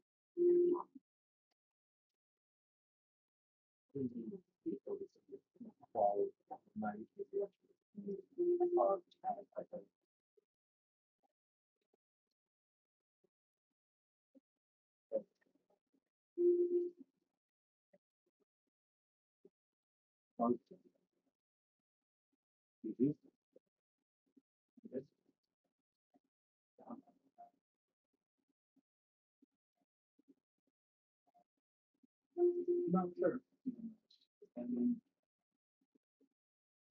Okay. You heard me laughing. And she had told me it's over with net. My father had passed. I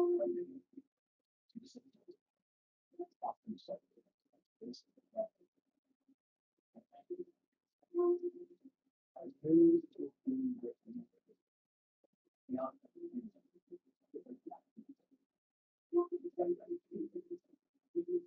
Maybe it's not good for once, helping someone with these helping someone that could be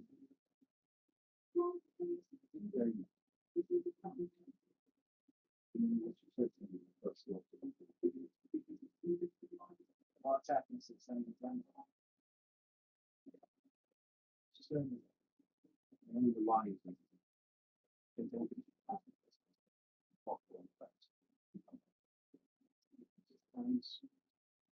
Never something I'd say.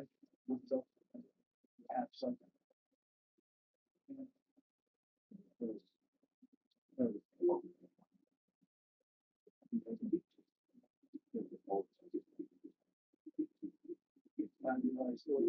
Almost look like happened. Time to change.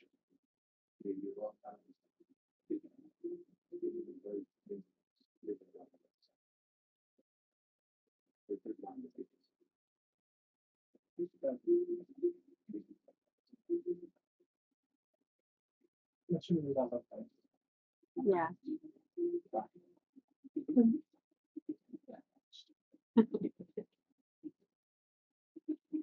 I'm still in that. Whatever they are. In the village hall. Listen, If you wanted to, yeah.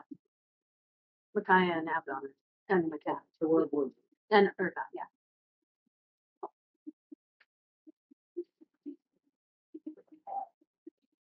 nothing else in here. Listen, share.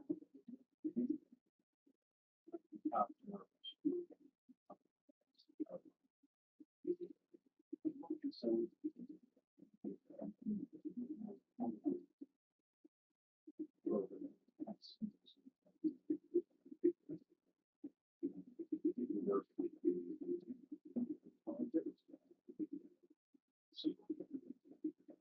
wonder if that's what they're saying about sea. Golden Belgium. Yes. Something. Keep thinking of the people that since everything inside I find there's a hot spot. Apartment that's away, it would make them better. As there's the same much worse. Thinking right. Like I said before, I think it has something to do, bigger than something bigger than just.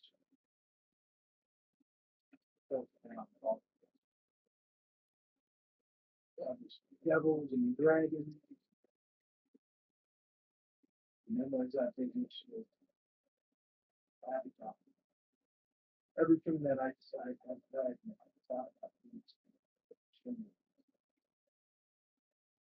I think it's done.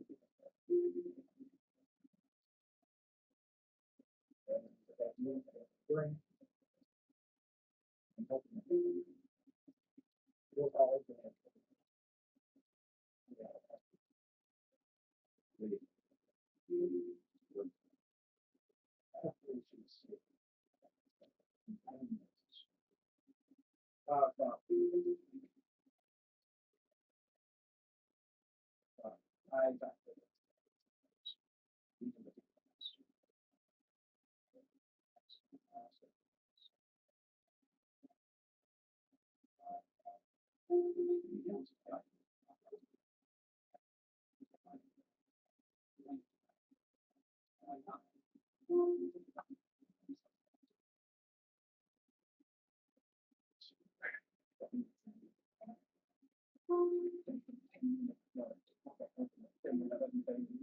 Yeah.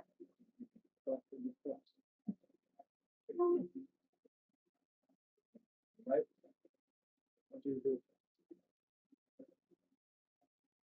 You turn the delay.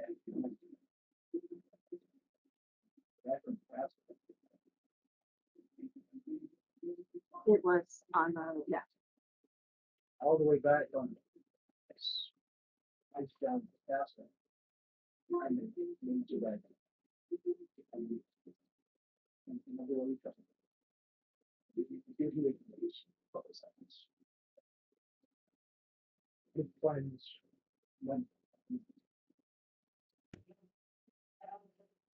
sad. Come on. All right.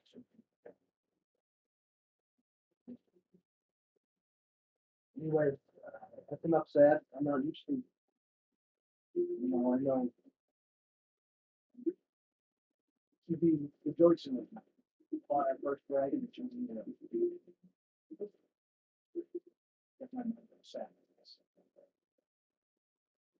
Right. We must still the clouds and then we need to do something. So they not be as happy as we would like.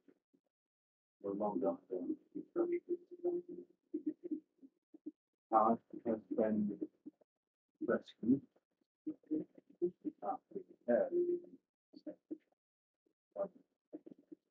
Just then you do see Nacath and Abdon, and Nacath she like laughs earnestly and talking to Abdon.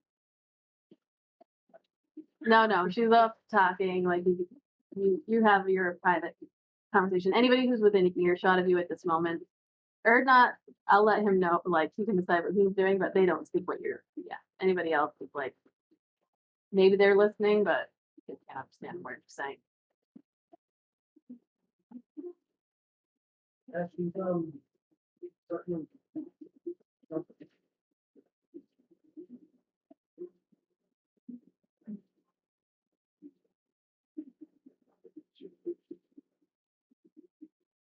Would live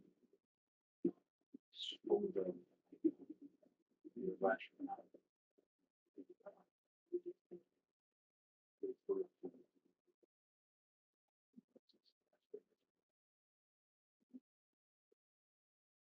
What about you?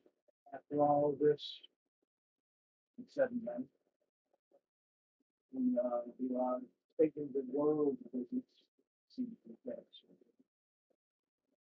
I'm not really, right?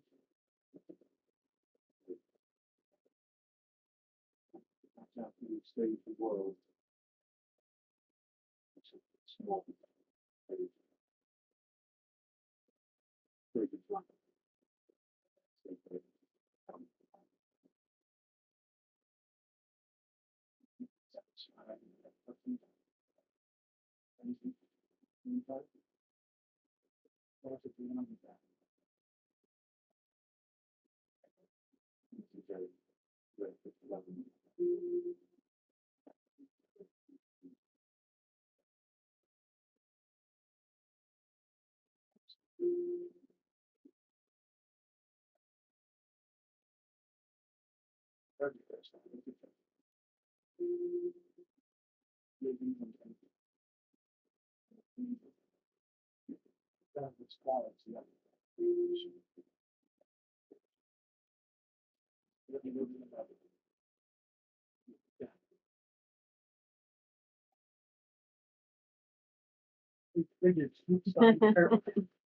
No attention to the man behind the curtain. You see Erdnot get up and he's like trying to look and see where the food is, but then everything is like fish. He just looks disappointed. And you also notice Micaiah. Yeah, he's got rations, but he's like he's kind of looking to see if there's anything else. He's getting disappointed.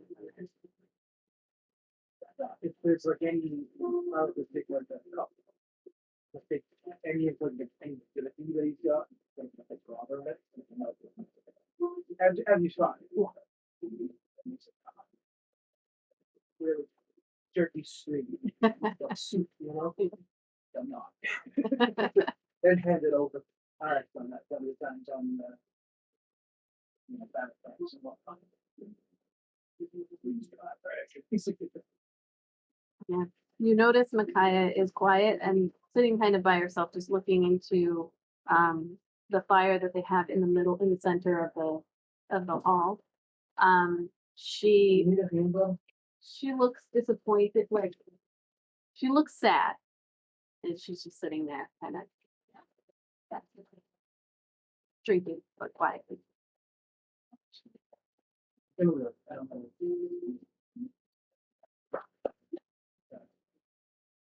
How far away is it?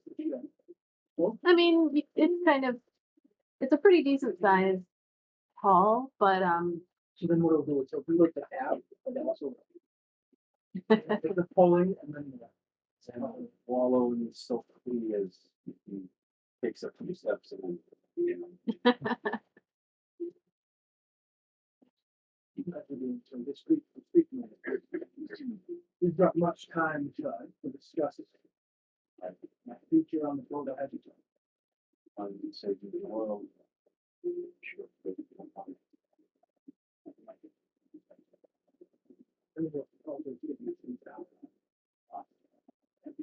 yeah. Yeah, she's kind of sitting on a little it looks like a bench with like the fur draped over. So fairly comfortable.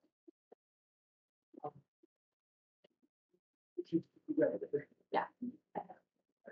It is. You're drinking a lot less than the people you suffer so very done now. Yeah. She smiles a little bit as you do that. She's like, well, I just I didn't get what I was hoping for. Drove them off, and that's good. Don't get me wrong, but I need, yeah, I need this. So nice.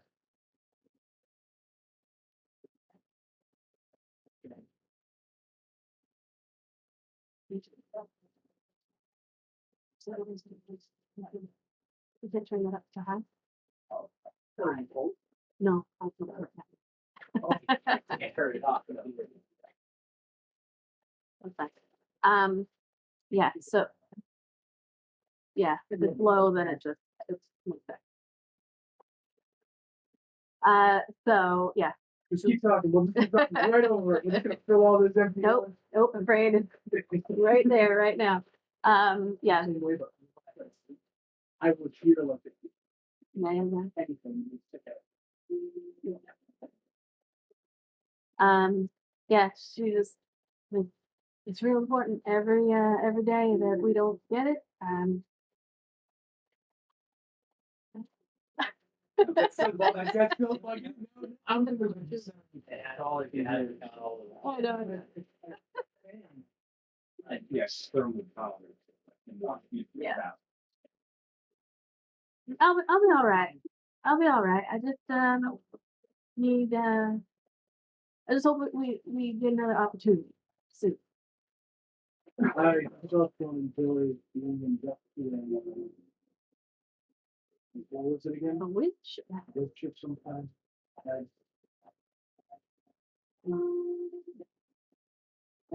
found a point. That it said when, and then we want to resolve.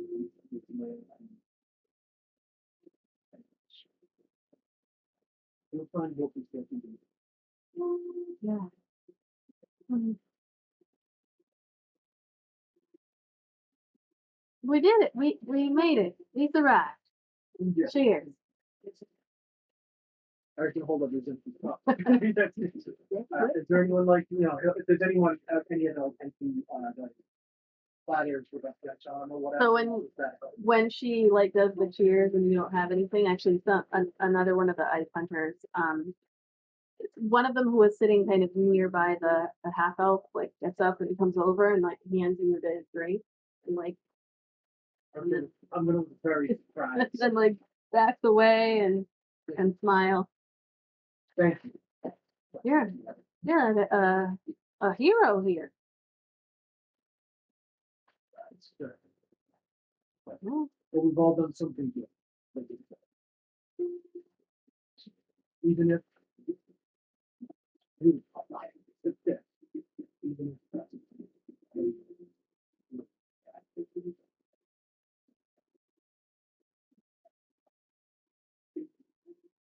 Yeah. Yeah. Cheers again.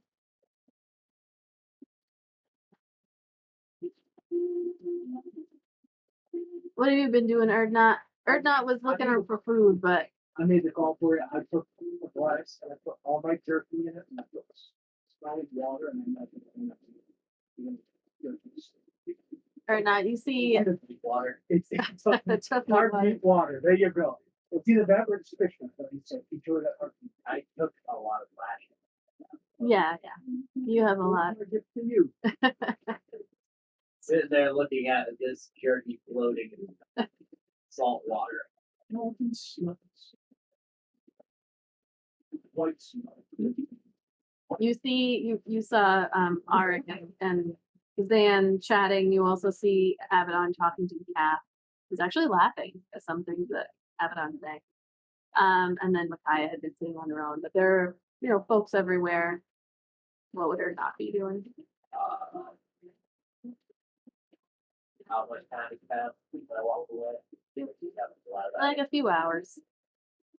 Did you miss? Oh, you missed the chat with the chieftain. So we talked to the chieftain. She said, yeah, she said kind of thank you, thanks for your help. Also informed you that you will be they're going to stick around for.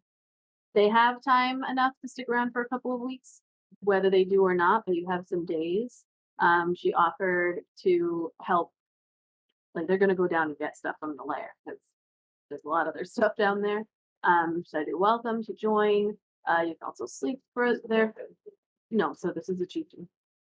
So she, yeah, the captain asked. Yeah, so she said, you are welcome to stay. The people on the boat are welcome to stay. So then you headed down to Captain LaRusta and the frost skimmer, gave him the information.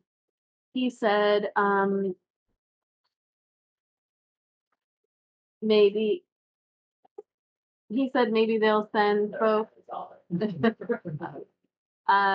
a third at a time, or just some people at a time to go hang out, but he's not going to leave his boat. But he does want to see the ship that was built underneath in the lair, so he's cool with going down there.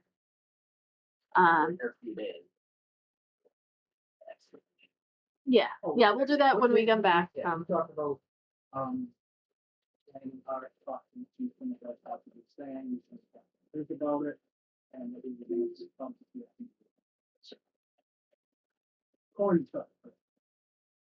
He's a dragon, actually, he's possibly things. Weapons, armor of dwarven kind, weapons, and whatever else. Other items. So now it's the night. The chieftain had given like an address to the folks in the hall. We didn't understand a word of it, but basically got the gist of like that, like, hey, the dragon's gone, hooray, but also we got to get out of here, which is complicated. Like, this is our home, but we've been prisoners for so long. Like, you all got the basic gist of like, this is what a leader would say. You don't know the exact details of how long she decided they were going to stay or anything like that, but when she was speaking to the folks, there were mixed feelings. Older folks who were like, yay, but also, and then younger folks who were like, let's get the fuck out of here. You could see the range of reactions to the news that the dragon is not a problem. A mile away. And the cast looked as disinterested as ever the entire time. You also missed. Make a retcon perception check. I just want to see if you would have noticed it all. That's the wild. Nope. You were helping, so I was just noticed something about the cast, but we missed it. So yeah. So this evening goes by, and it is not a celebratory. There are some people who seem to be celebrating, but in general, it's just kind of a quiet, taking care of the folks that were hurt. Everybody approaching the news in a different way. But you and some folks who came from the boat after you guys came back into the chieftain and into the village hall are able to get comfortable. And you pretty much are set up in the village hall tonight with a bunch of other folks like the hurt folks. Oh, that's the other thing. Yeah, they don't have empty huts per se. But as the night, Our all passion. oh, yeah, so you guys kind of set up yourselves in I won't say a corner because it is a round tent, but over or yurt, but over on the side you take up your own space. The cat hangs close, and Yeah, no, I know they're treating us not reference that they're here, the family or whatever. But I was. Did you pick up on how the other people treat her? they're not overly paying attention to her from like the basic folks. The chieftain has not really addressed her head on, and Bone Carver has been talking to her, but primarily because she can speak their language, but nobody's been like overtly targeting like the conversation or anything. So it's a bad. Are there any people who think? Yeah. There's some people. Norlia isn't one of them, but Buckets is there. There's probably about 10 out of the 38-ish or so that are left that came over. Not the captain yet. So yeah, you kind of get yourselves ready for the night and oh yeah, cleaning. All the weapons.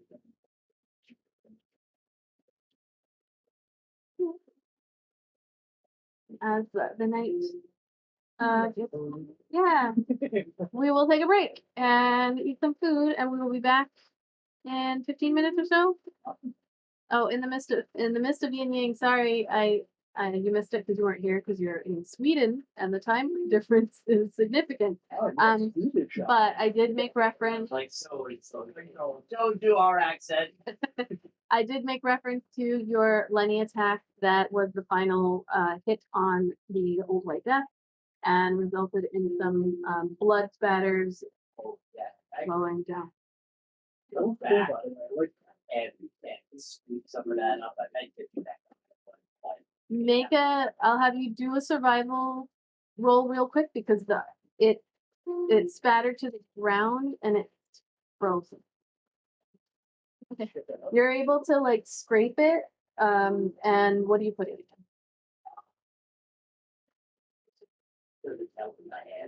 It's like you. It's like ice shaving. It's a mixture now of like the blood and the ice. That's like it. Water. Okay. Put it in a wine sack. No, not a wine. Well, that's the same. I guess. I don't know. I feel like there might be some use for it. And then that.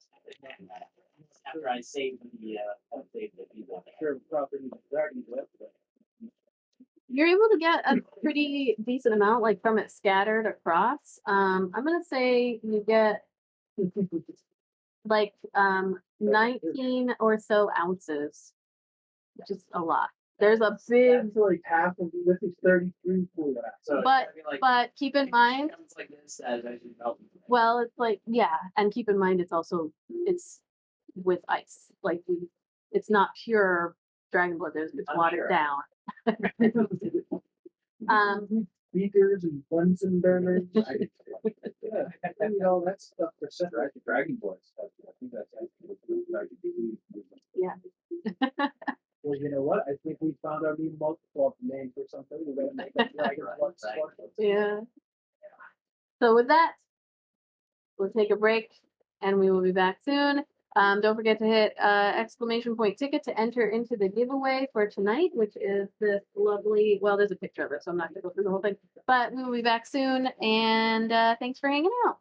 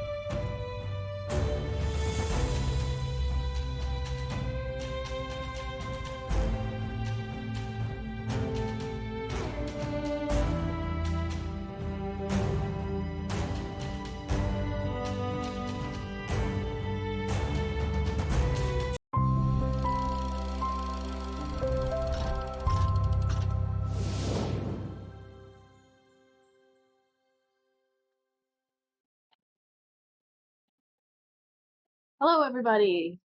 We are back to do the giveaway. They will be back. They've just gone to back. So tonight we are doing a different type of giveaway. I'm giving D&D our wonderful sponsors another night off. And we are doing a giveaway of the thing that you see over to the right hand, this way? Yeah, that way on the screen.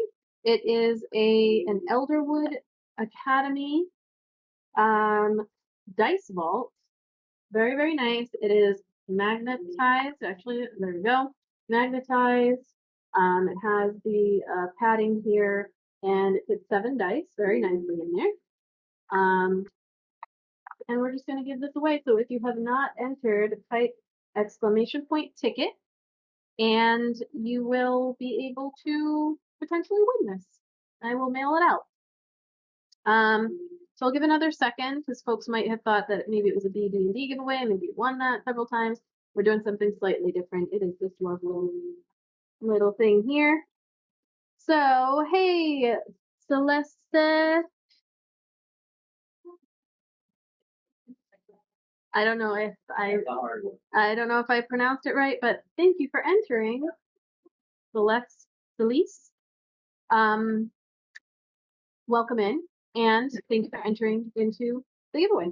All right, so I'm gonna give it another second just because there is a lag, and folks sometimes come in at the very last moment. We have 6 entrants, so you have a decent chance to win. Still, so Celeste, the HC was for hardcore. There you go. Did somebody win? Nope, not yet. I'm about to draw it. We just had a new entrant. Celeste, well, I hope I'm saying that right. Celeste the HC.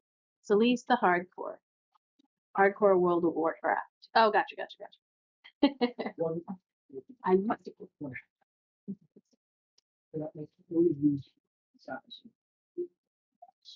Beautiful name, by the way. I do like that, Celeste. I'm gonna steal it. Stealing it for an NPC. Okay, so, all right, here we go. I am going to press the button. So I'm going to close the giveaway, everybody. Here we go. The giveaway is being closed. You can no longer enter into the giveaway. There is, of course, a lag, so it's always kind of strange when I press the button and then like 20 seconds later I'm reacting to it because you all have already seen the person that has won. But there's nothing I can do about that. So I'm going to draw the chats. yeah, I'm just going to draw the winner, and good luck. Thank you all for entering. And Sheep Cat, you have won. You have won the Elderwood Academy. Congratulations. Vault, dice vault. It is very pretty. It does pinch your skin if you are not careful. So be careful. It is like these magnets are no joke. So just, you know. Yes. Congratulations. Do I have anything else that we want to give away? Is there, I'm trying to, what's the word I'm looking for? Cleanse a little bit. I do have 2 dice. But all of these things bring us joy. Yeah, there's a lot of things, so. Oh, wait, I've got 2 more things. This table must go. I actually driving. All right, hold on. I got 2 more things.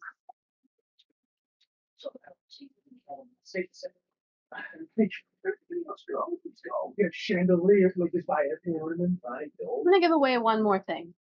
Okay. Declutter, yes. I'm giving away one of these because nobody uses them, and I have. They look nice on the table. They do look nice on the table, but there's so much that looks nice on the table, and we'll get the table. We got a good table. right. So this right here I will give away as well. This is from Arcanist Armory. Got their symbol here on the front there. It is a scroll, faux leather. It is a dice. We roll it. That one is Lauren's, and it has her fireball dice that she lost. No, you can unzip it. So you put the dice in there. And yeah, so I'll give away one of these. I've had several of them, and if I feel like getting more, I will replace them. They're $5 each. So, There you go. All right. So all right. So I am going to draw another winner. And let's see who wins. In the midst of yin yang, congratulations. You have won one of these. One of these things. Should I give away the other one? Yeah, just Give it away. Oh, no, wait. everything. Let's go. I mean- Aaron. What else? How many people have Viewers. We had 14 viewers and we had 6 people in. Where's All right, yeah. How about Watch someone into ratings. we hit 20 viewers at any point? I'll give away another one. Ooh, promise. All right. So thank you all for hanging out, and I will let me write this down so that I don't forget that I did do this. All right, we got Elderwood for Cheese Cat and Scroll for my buddy in the mist. No, thank you. All right, so getting back to the game. We rejoin you the following morning after you have spent one overnight in the village. What? It's just waiting for me to get back, that's all. Official now? Yeah, so Yeah, realized. yes, you finish a long rest and you are now level 10. Bam. Yes. You upgrade to level 10. Next time, for the next campaign, we're gonna do the thing where I have to roll your hit points, if that's fun. Oh, no. So, instead of just automatically getting whatever the hit points is, you roll. You roll. Yeah. For paladin, you roll your D10. If you- Add your con modifier, and that's how much hit points you get. Yeah, I won't do ones. Ones won't count. So there's that. But yeah, so you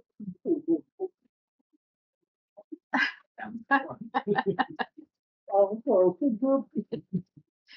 so you have a restful evening. It is quiet in this hall, but very nice and warm, especially compared to the outside. You do hear throughout the night just the wind picking up now and again.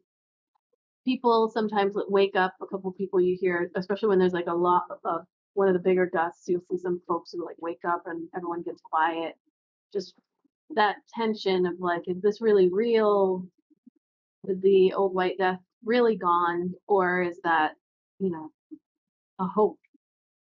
But the night goes on, and you are not awakened at any point by the loud roar of an angry adult white dragon.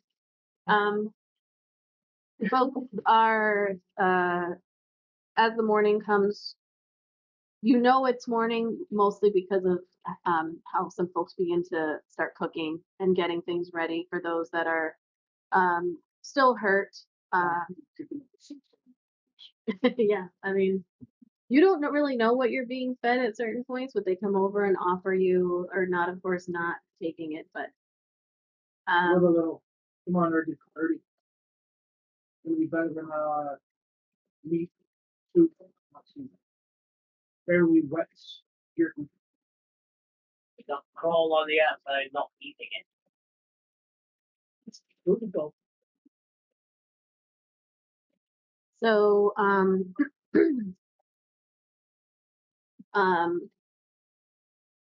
yeah.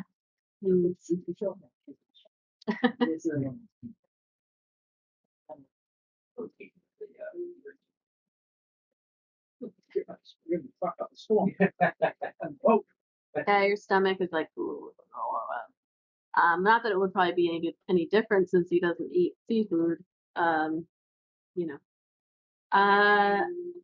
Let's see. Erdnot. Erdnot. 100. Roll a D100.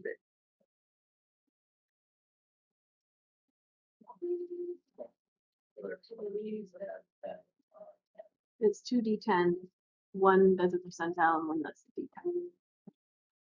Yep.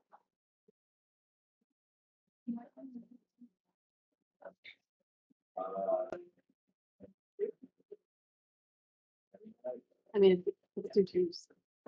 We rolled 173 with it. Yeah. I mean, either way, it was going to be a 22. We need 2 twos, right? That would be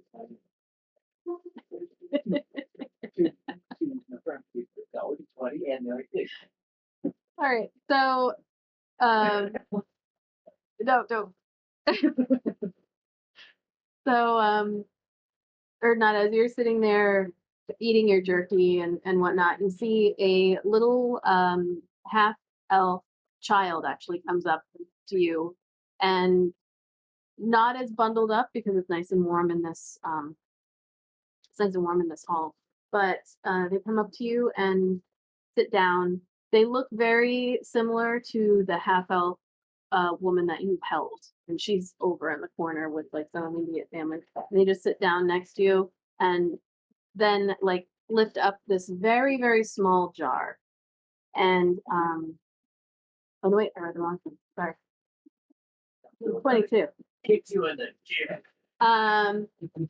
They pull out of they pull Well, I was you thought about it for a second. no.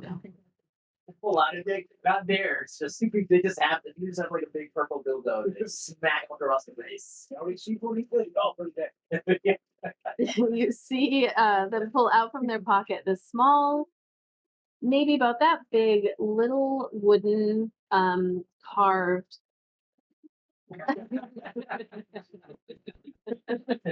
Oh, the perfect timing.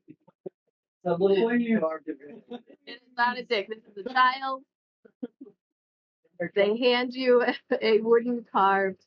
It looks like it's probably like a halfling. Which is interesting as like they hand it to you just like the proportions of the little thing, and it's carved out of. It's very rough. Like it almost looks like it was carved out of driftwood that like they came across at some point, and they just kind of hand it out to you.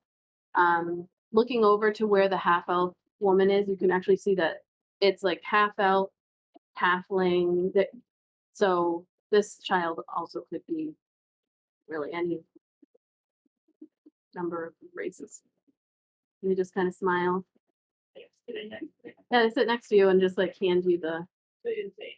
No, just smiling. They did. Thank you. And they take it and they're like, "Thank you." And they take a bite. I'll rub their head. It's hard to tell how old they are. Not like 4 or anything. Probably guessing because again, you're not really quite sure the ethnic makeup of the child. Maybe 10-ish. So they just kind of sit next to you and looking at you while they eat the jerky, kind of imitating how you're eating it.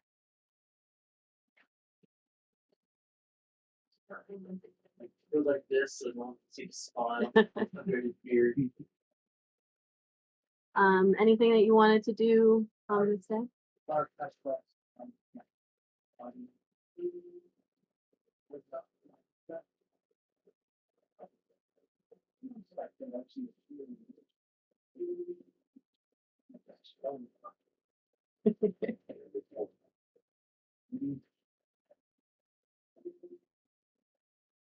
All right.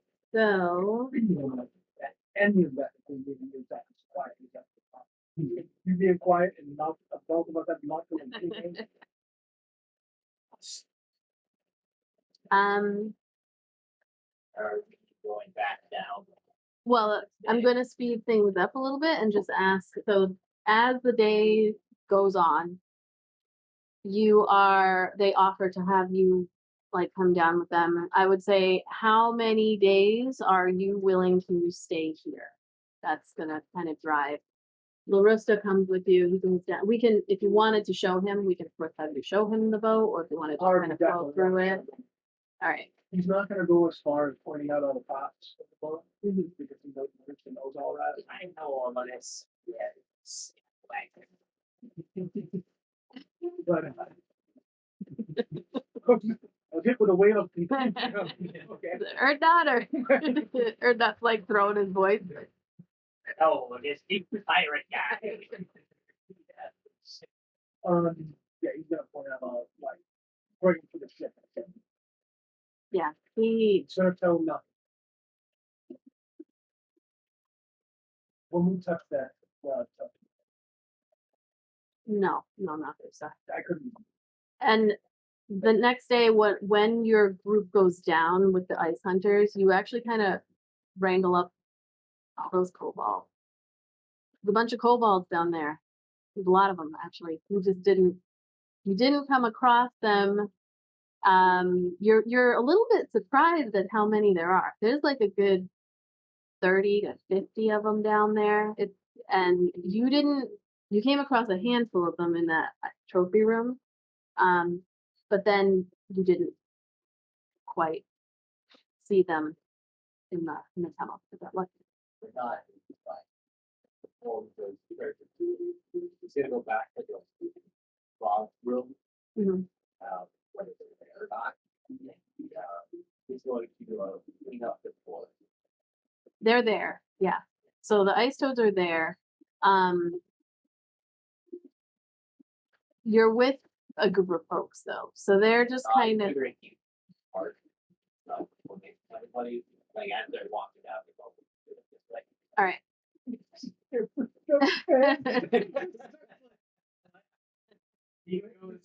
and how can they see him? And you put all Well, weapons. yeah. So you head into that room, and you can see that's where they live. Their like quarters are there, so there are some of them that are like gathering up some stuff. Going in there, you can see that a lot of the shelves have been like stuff has been pushed around and everything. So when you head in, the floor is clean for the most part. They already cleaned up. Like you can't quite clean up the rest of the blood and whatnot. Make an intimidation. I know you don't have to do though. Or you gotta start putting them on the- Or you know what? You don't roll. I'll roll. Out. Right. Make a persuasion check then. I'm going to lay down my weapons. Okay. Yeah, you see a bunch of them come out and they look at you. All right. They, as you come into the area, you see them like they start croaking to each other, and a couple of them come out, and they are probably a good 60 feet away from you, but they're all standing there, and like they just all kind of watch you for a little bit. And as you are standing there and you put your weapons down, you hear some more croaking, and like they croak amongst each other. And then one of them like hops forward a little bit. They do this weird thing where they can stand on 2 feet, kind of like I'm thinking of like Benjamin. What's his name? Benjamin something. The frog. Anyway, old tales. They all these things. they stand on 2 feet, so it's like the long legs and the body. They have a little bit of clothing on, but then when they move, they get down and they hop. So a couple of them hop a little bit closer to you, and they're as big as you are. So a couple of them hop closer to you, but then they stand up and they're just kind of like looking at you, and they're like doing that like little. And like this. Joy is not a threat. Mm-hmm. They don't move any closer to you, and they just stare at you. Only in my way. They're on the other side. Well, what?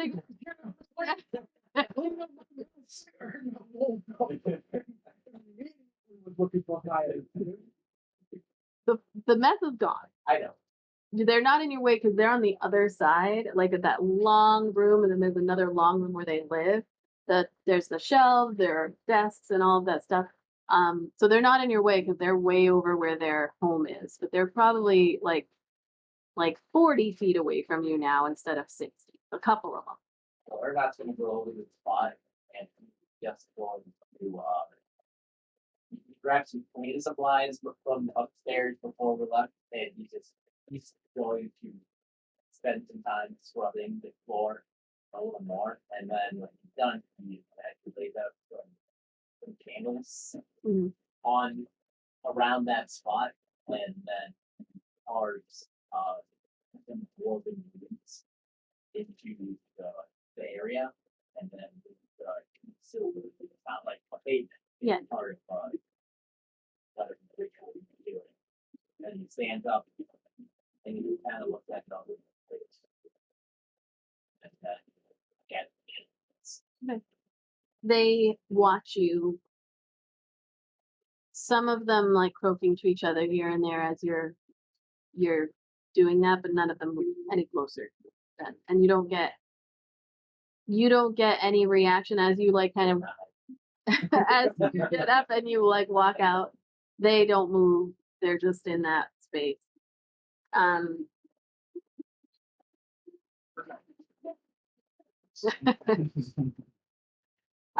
So how long are you gonna wanna? How many days? 3.5 days to go.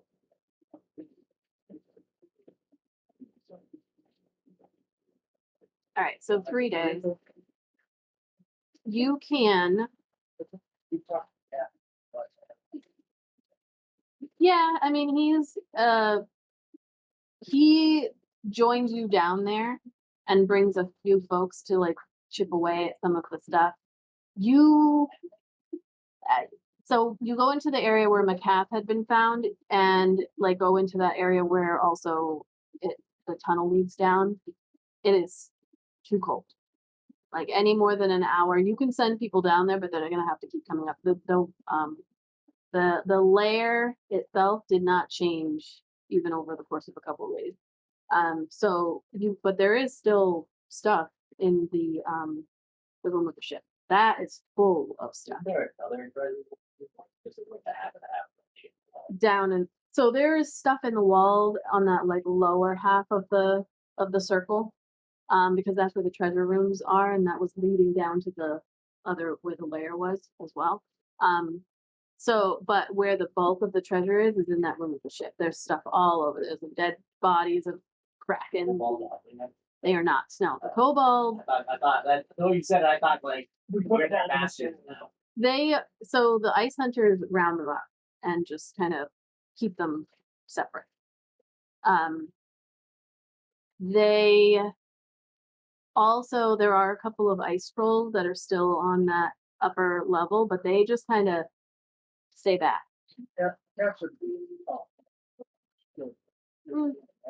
The kobolds. I mean Oh, the kobolds, yeah. troll kind of talk like just you heard them speak like But I mean, Oh, they real. understand, so he said, like, they could tell that he's gone. oh, So things are kind of just like waiting as like the ice hunters come in. But McCaff also tells everybody like, don't go down into the lair. It's not worth it. There are things that could happen to you. Chunks falling from it. We're gonna go there. So here's what I'm gonna say. You spend 3 days. This is like a downtime thing. So if you want to train, I'm gonna say that you can roll. I'm gonna have you roll twice for each day. If you want to just spend the time excavating, then you can roll 3 times for each day to find out what you get. So 9 hours for every 3 hours you spend, you can spend about 9 hours. I'm gonna say a day.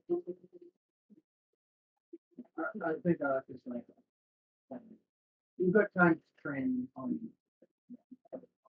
So Okay. make the best time you go. All right. Everybody can roll me a d20.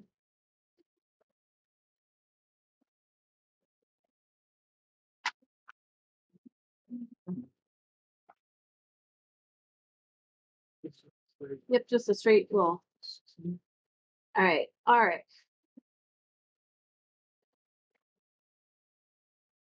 You rolled a 7. Okay. R.I.P. So you are able to uncover at a certain point. Very interesting. There's this like rug that you and a group of others on this first day. It doesn't look like much, but as you like pull out this carpet, you begin to feel that like somewhat familiar, like tingly warmth of like there's something special about this rug. You kind of like roll it up and put it aside. And in addition, you find it looks battered when it's inside of the ice, but when you pull out this shield, it's in a very strange kind of almost like it's like a diamond shape, but there's these interesting side patterns and everything. So there's a +3 shield. And so, and also the carpet has like little fringes and tassels on the back there. You and I are gonna go missing. I'm gonna go. Oh, don't you dare close your eyes. That's like. What did you I get? don't know we're getting back. The end of You'll actually come from the chat like me and Pat singing that. Nope, nothing yet. After in the chat, there's something going on. I don't know who was at that point, but I don't know what that is. Oh, I don't know. I don't know, my phone froze. After the chat for a good speakers. So that's what I find a magic full semen rug. On that first day. Then you are able to gather with the help of several ice hunters 750 gold. Nope, sorry, I lied. Nope, I'm sorry. You are able to find several items. And as you pull them out, you're like, these shits are worth money. That's what you say in your head. You find You in the fucking Dan voice saying this shit is money. I can't. I do want to bring it to everyone's attention because I swear to the sailor. Yeah. I missed the last he second. swears at his own head. It's the only fun other than the first night that Stan had swore or what he was the whole campaign. No, No, he did earlier. but no, it's earlier. So you kind of find this area that you pull out a pair of gold bird cages, and they are like encased in ice, and they have this like electrum filigree inside, on the edges, and so it looks like a pair of bird cages probably stolen from some rich folks at some point. You also What I she can pull those out of the wall. you're That's what I do. If I do, clear it off, push off the bird inside of what happened last time. You don't remember? Oh, didn't you? Yeah, really strong. Yeah, right. And that's fine. She ate the bird. And you set the bird off. Fair point. You also find a brass mug with a jade inlay. There's also a box, like you pull this box out of the ice, and it doesn't look like much, but then you open it up and there are a bunch of little turquoise figurines of animals that are inside. And you also find a few gold bracelets, 3 of them, and a silk robe with gold embroidery. Each of these things is worth about 750 gold. Ooh. Wow. Or not. You rolled a 6, 7. Yep. You. So this first. All right, I'm gonna have you then say you dragon thing. Have these issues is dead. So you In the ice, you find encased a bottle, a dragon-sized bottle of dragon jargon.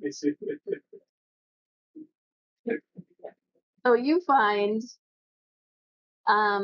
you're also, you guys are kind of like in a similar area where it's almost like this is the art area. You are able to find 2 bottle stopper corks that are embossed with gold leaf and set with amethyst. So you pull out these just like little, almost someone else would probably miss them, but an obsidian statuette with gold fittings and inlay, and then a gold dragon comb that is set with red garnets as eyes. And each of those is worth about 750 gold.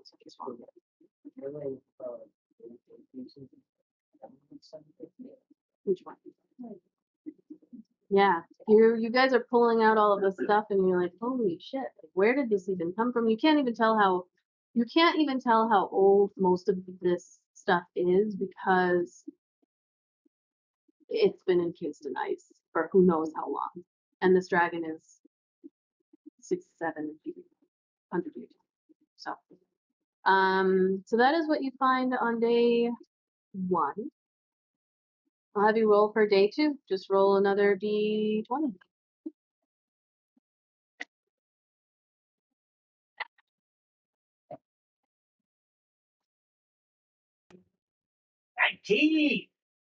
All right, 19. So, Erdnot, this time Good shit.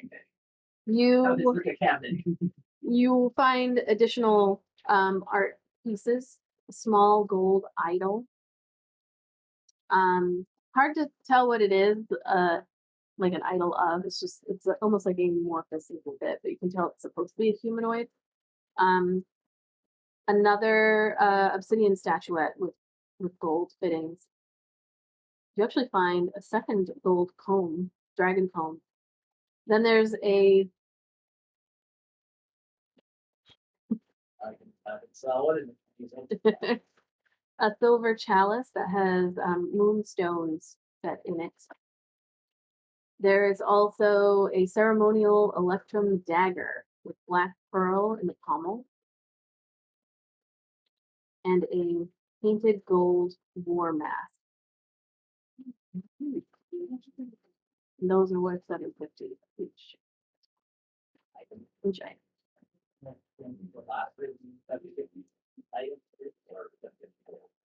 Each item 750. No, because I haven't.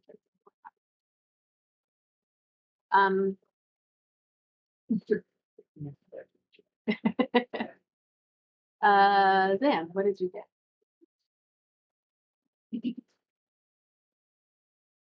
You were able to find two small gold idols, a silver and gold brooch, and another one of those obsidian statuettes that have gold fittings. It's almost like you two are kind of in the same area. You're like finding almost it looks like maybe somebody's collection of art, because there's a lot of duplicates and matching sets.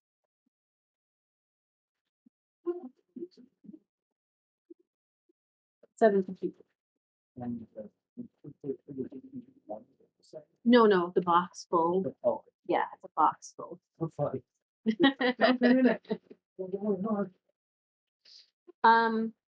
You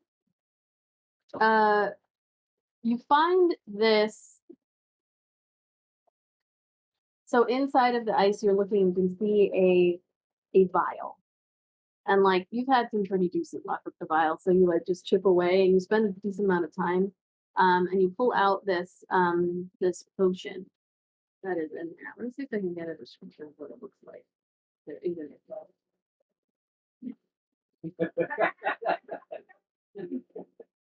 You did make dolphins a girl. I'm just gonna see if there's a description already of this particular potion. Yes. Nice. So you take it out and you kind of like swirl it. It is a yellow color with oh, actually, it's a yellow color, and they're black. There's black in there, and you don't even have to like actually swirl it because it is just constantly swirling. It's just moving. I'll let you know what that is when you figure it out. Yes. I mean, you do have people at your party, I tell you. So I'm just gonna tell you.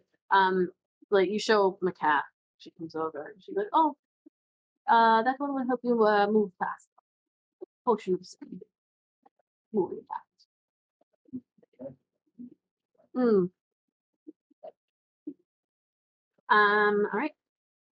And one more for the third day.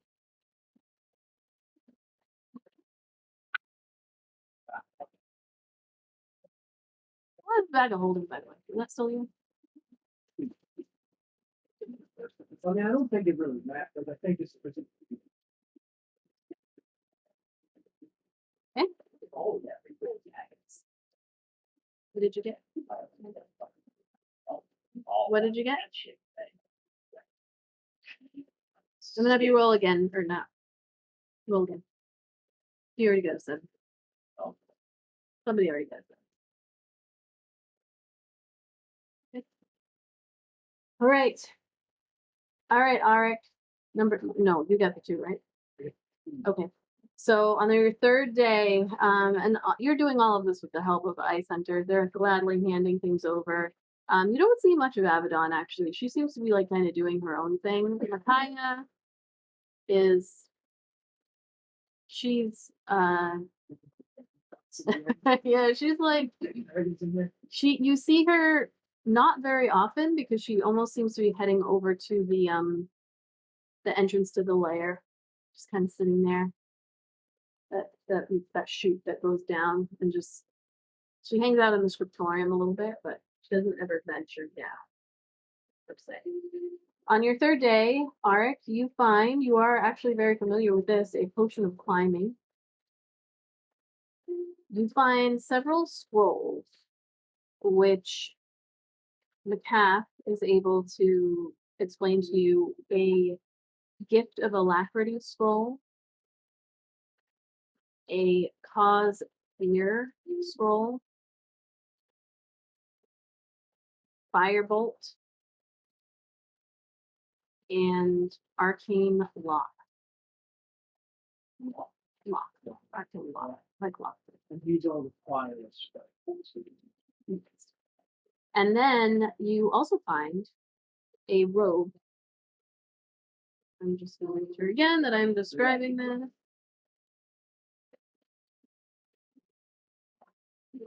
The rover that they will pop down, so being called. It's like thunder waves, and I go, whoop. Then you automatically walk. Start dropping random elbows. So you pull out this robe, and the robe has a bunch of cloth patches on it that are various shapes and colors. And you see, as you kind of turn it over, very colorful. You see 2 of each of this type of pattern, and I'm going to send it to you so you don't have to write it down, but just to get an idea of what it is.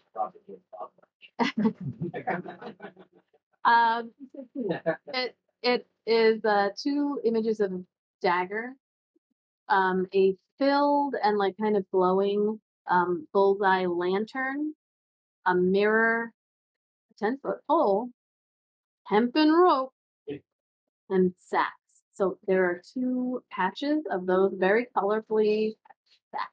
I think remember Like a saxophone. 2 saxophones. I'm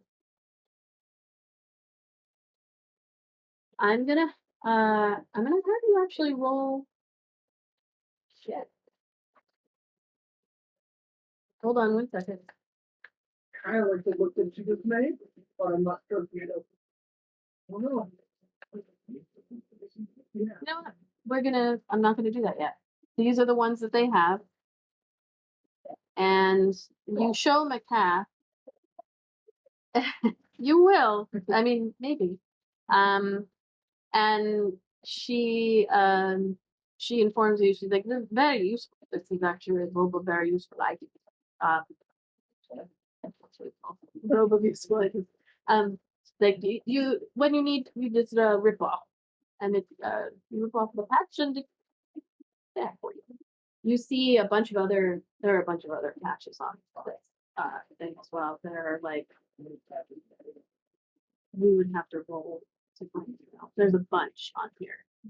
You see like some that depict like coins. There's one of a dog. There's a ladder. There is actually a horse on there as well with like saddlebags hanging up. It's just very colorful, very useful. Useful item. And all right, so that was your horde. Number 5. Who did 5? All right.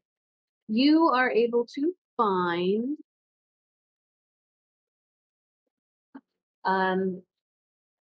a scroll, hold monster, level 5.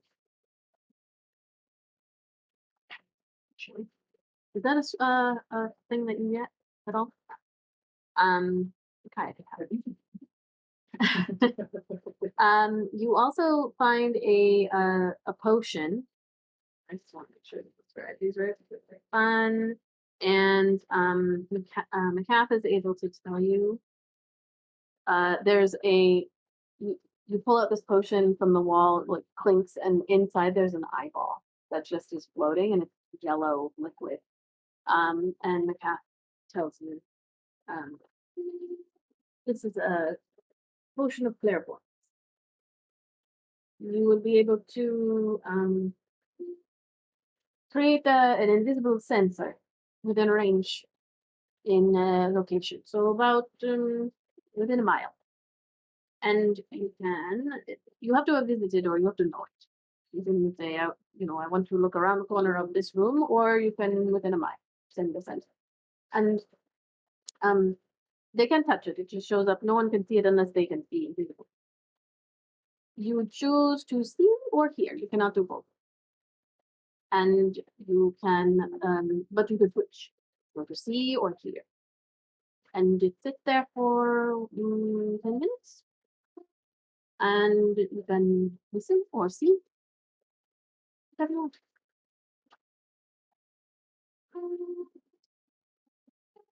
And you're very lucky. You don't need the items, which are very specific. And you also find a bead, a little bead, like this big.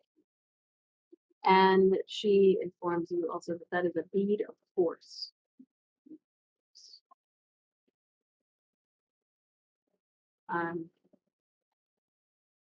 It's about 3/4 of an inch in diameter. And she says that with this, usually there are more, but you have the one, you can throw the bead and it will explode.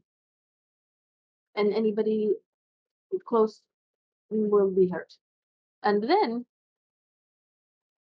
it will create a transparent force field for 1 minute. And anybody who is hit with this will be stuck in the sphere.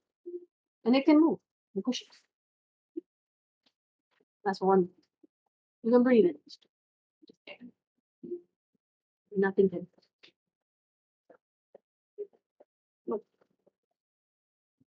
And then Erdnot, you find a potion of healing, a shocking brass scroll, and there is a wand, actually 2 of them, 2 wands, and McCaff tells you that they are wands of magic detection.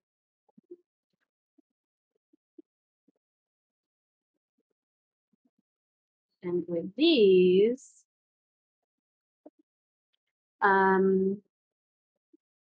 she says you can cast detect magic 3 times a day. So I will.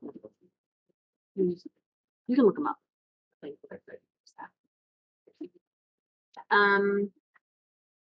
So that is your horde.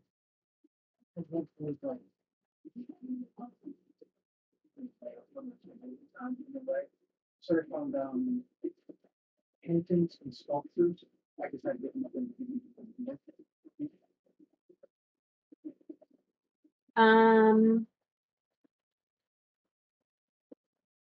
Yeah, I'll look it up. I would have liked to see it.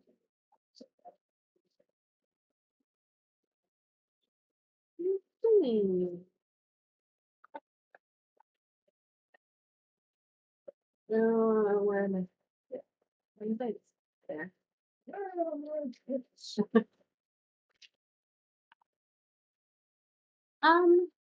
Interestingly, yes, there are a couple of them. I'll say two of them have they are from Avedon's family. They are of the variety that more her mother's style, more sad and scary ones. So two of those. I would say they also look to be kind of old. So maybe worth a little bit more. It's hard to tell, but older. Two of her older kids.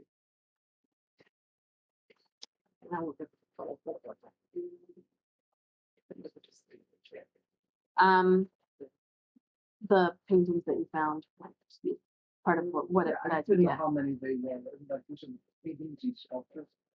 I mean, for all that, that's what I had written. I'm just hoping that it's I put paintings, question mark. Okay. All right. So yeah, that is your word.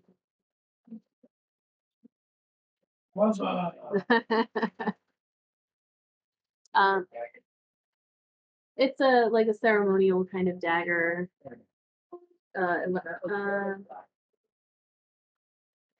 Yeah. A ceremonial electrum dagger with a black pearl in the pommel. A painted gold war mask. Yeah. My first official journey. You still want those when I break them? Sure. Yeah, you can send me pictures. So let's see.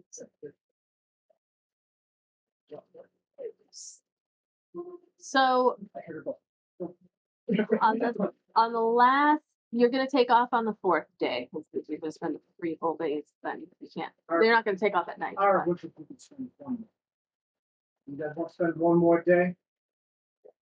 We might have to. Or we might have to. And Avedon is like, 1 more day. One more. What about you, Makai? We always do everything like, oh. He's like, I'd rather I need to go. Time's a wasting on getting my dragon parts. I'm gonna stay here.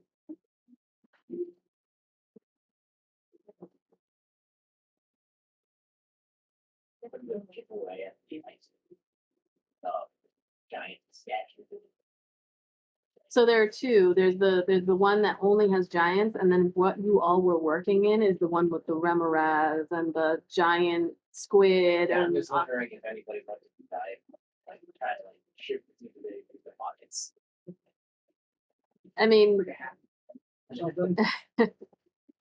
there's no treasure up there, so they're pretty into. You could spend a day doing that. She gave you everything, like the one where that's in the area with the chute. She gave you everything that she could, and then with the other one, you can go through it. Lots of maps and writings and stuff. But the frog folk are also still there, like looking at you. I made a mess. I'm not saying you didn't. I panned across the room. I wasn't saying you was. It's time. So day 4, morning 4, you can see the whole time that you were getting things ready. So are the ice hunters. Like they are packing stuff up. They are taking what they can. They're getting their stuff back. they're leaving stuff for the kobolds. They're like, we're not taking you, we would left. But Yeah, we'll get them across, so then that guy's gonna have. he's there. You learn that his name is Mendnet. Mendnet. Yeah. You also learn that you learn the names of the folks that you saved. There is Bellowing Moon is the elderly half elf woman that you saved. And normally you would find out that she would be like, she's one of the singers, like she sings and brings that kind of joy to the folks. And then there is the dwarven, like tanner, tailor. The fact that he has a messed up arm is not going to be great for him, but his name is Grimsunder. And then there are a bunch more. The one that the kid that came over to you, name is Quiet Fire. There's just all kinds of folks there. Yeah. So they pack stuff up. You do notice on the fourth morning, as you're packing things up and you're heading to the boat, there's just really no way that she can hide it. Abaddon has, like, she's got, like, a big something in her arm. And she's, like, trying to cover it. She's got stuff that she's, like... Does he, like, where's he trying to hide it, though? She's trying to get to the boat really fast, and, like, you all see her ahead. She's moving ahead. Yeah. Covering something up.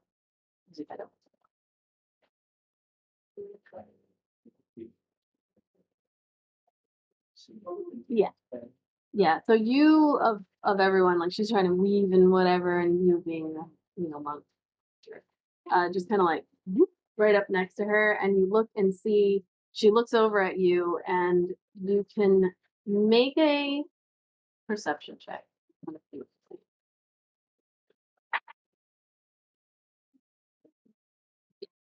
So See, right. she is trying to cover with furs and everything, but she has in her arms an egg. And you are familiar with the look of it, and it is definitely a dragon egg. I really.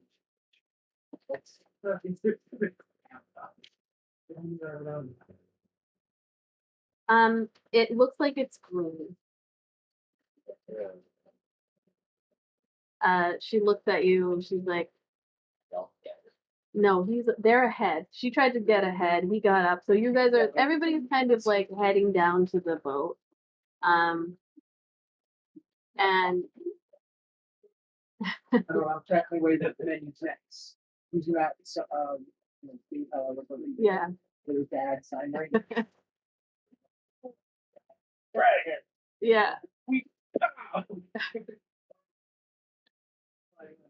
The cat is like kind of, she's already at the boat. She's having somebody like help her up onto the boat and everything. See what you said, themselves, like, Yeah. twirling it like a ship walk. Yeah. Ladies get that's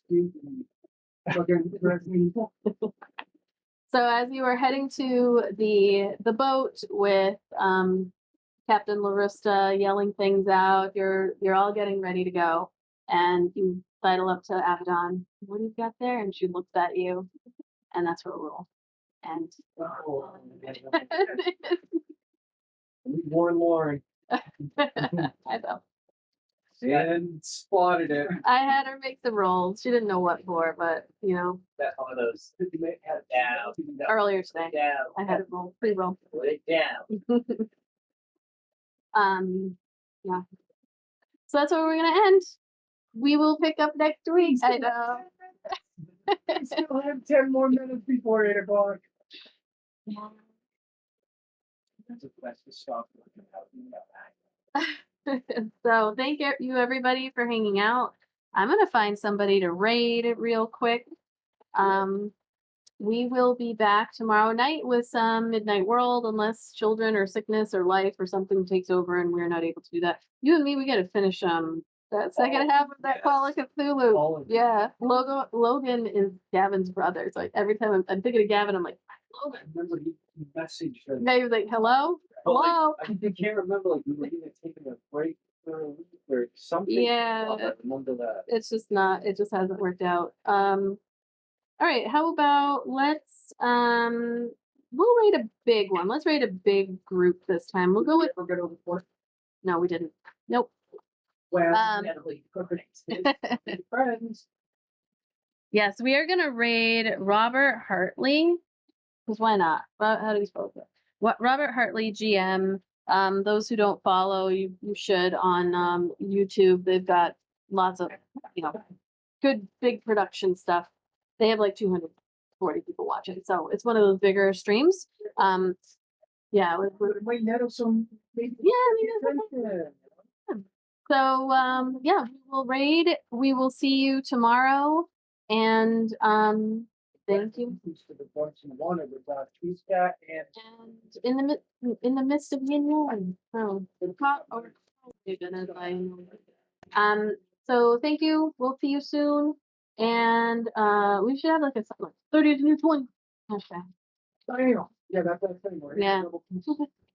Hashtag cool. Hashtag. That's cool. That was the most mom. Like, I'm not saying. There's is it SNL skit or is it a what's his face with Robert Timberlake? Fucking Robert Timberlake. I was thinking Robert Hartley, Justin Timberlake, and that guy that nobody likes but watches the show, late night show. And Jimmy Fallon. And it's really funny. You should look it up where they do their whole conversation is hashtag this, hashtag that. It's from like 8 years ago. It's super old. I thought we just came up with it. No. I usually Oh yeah. see videos. All right, we'll see ya. Bye everybody. Bye.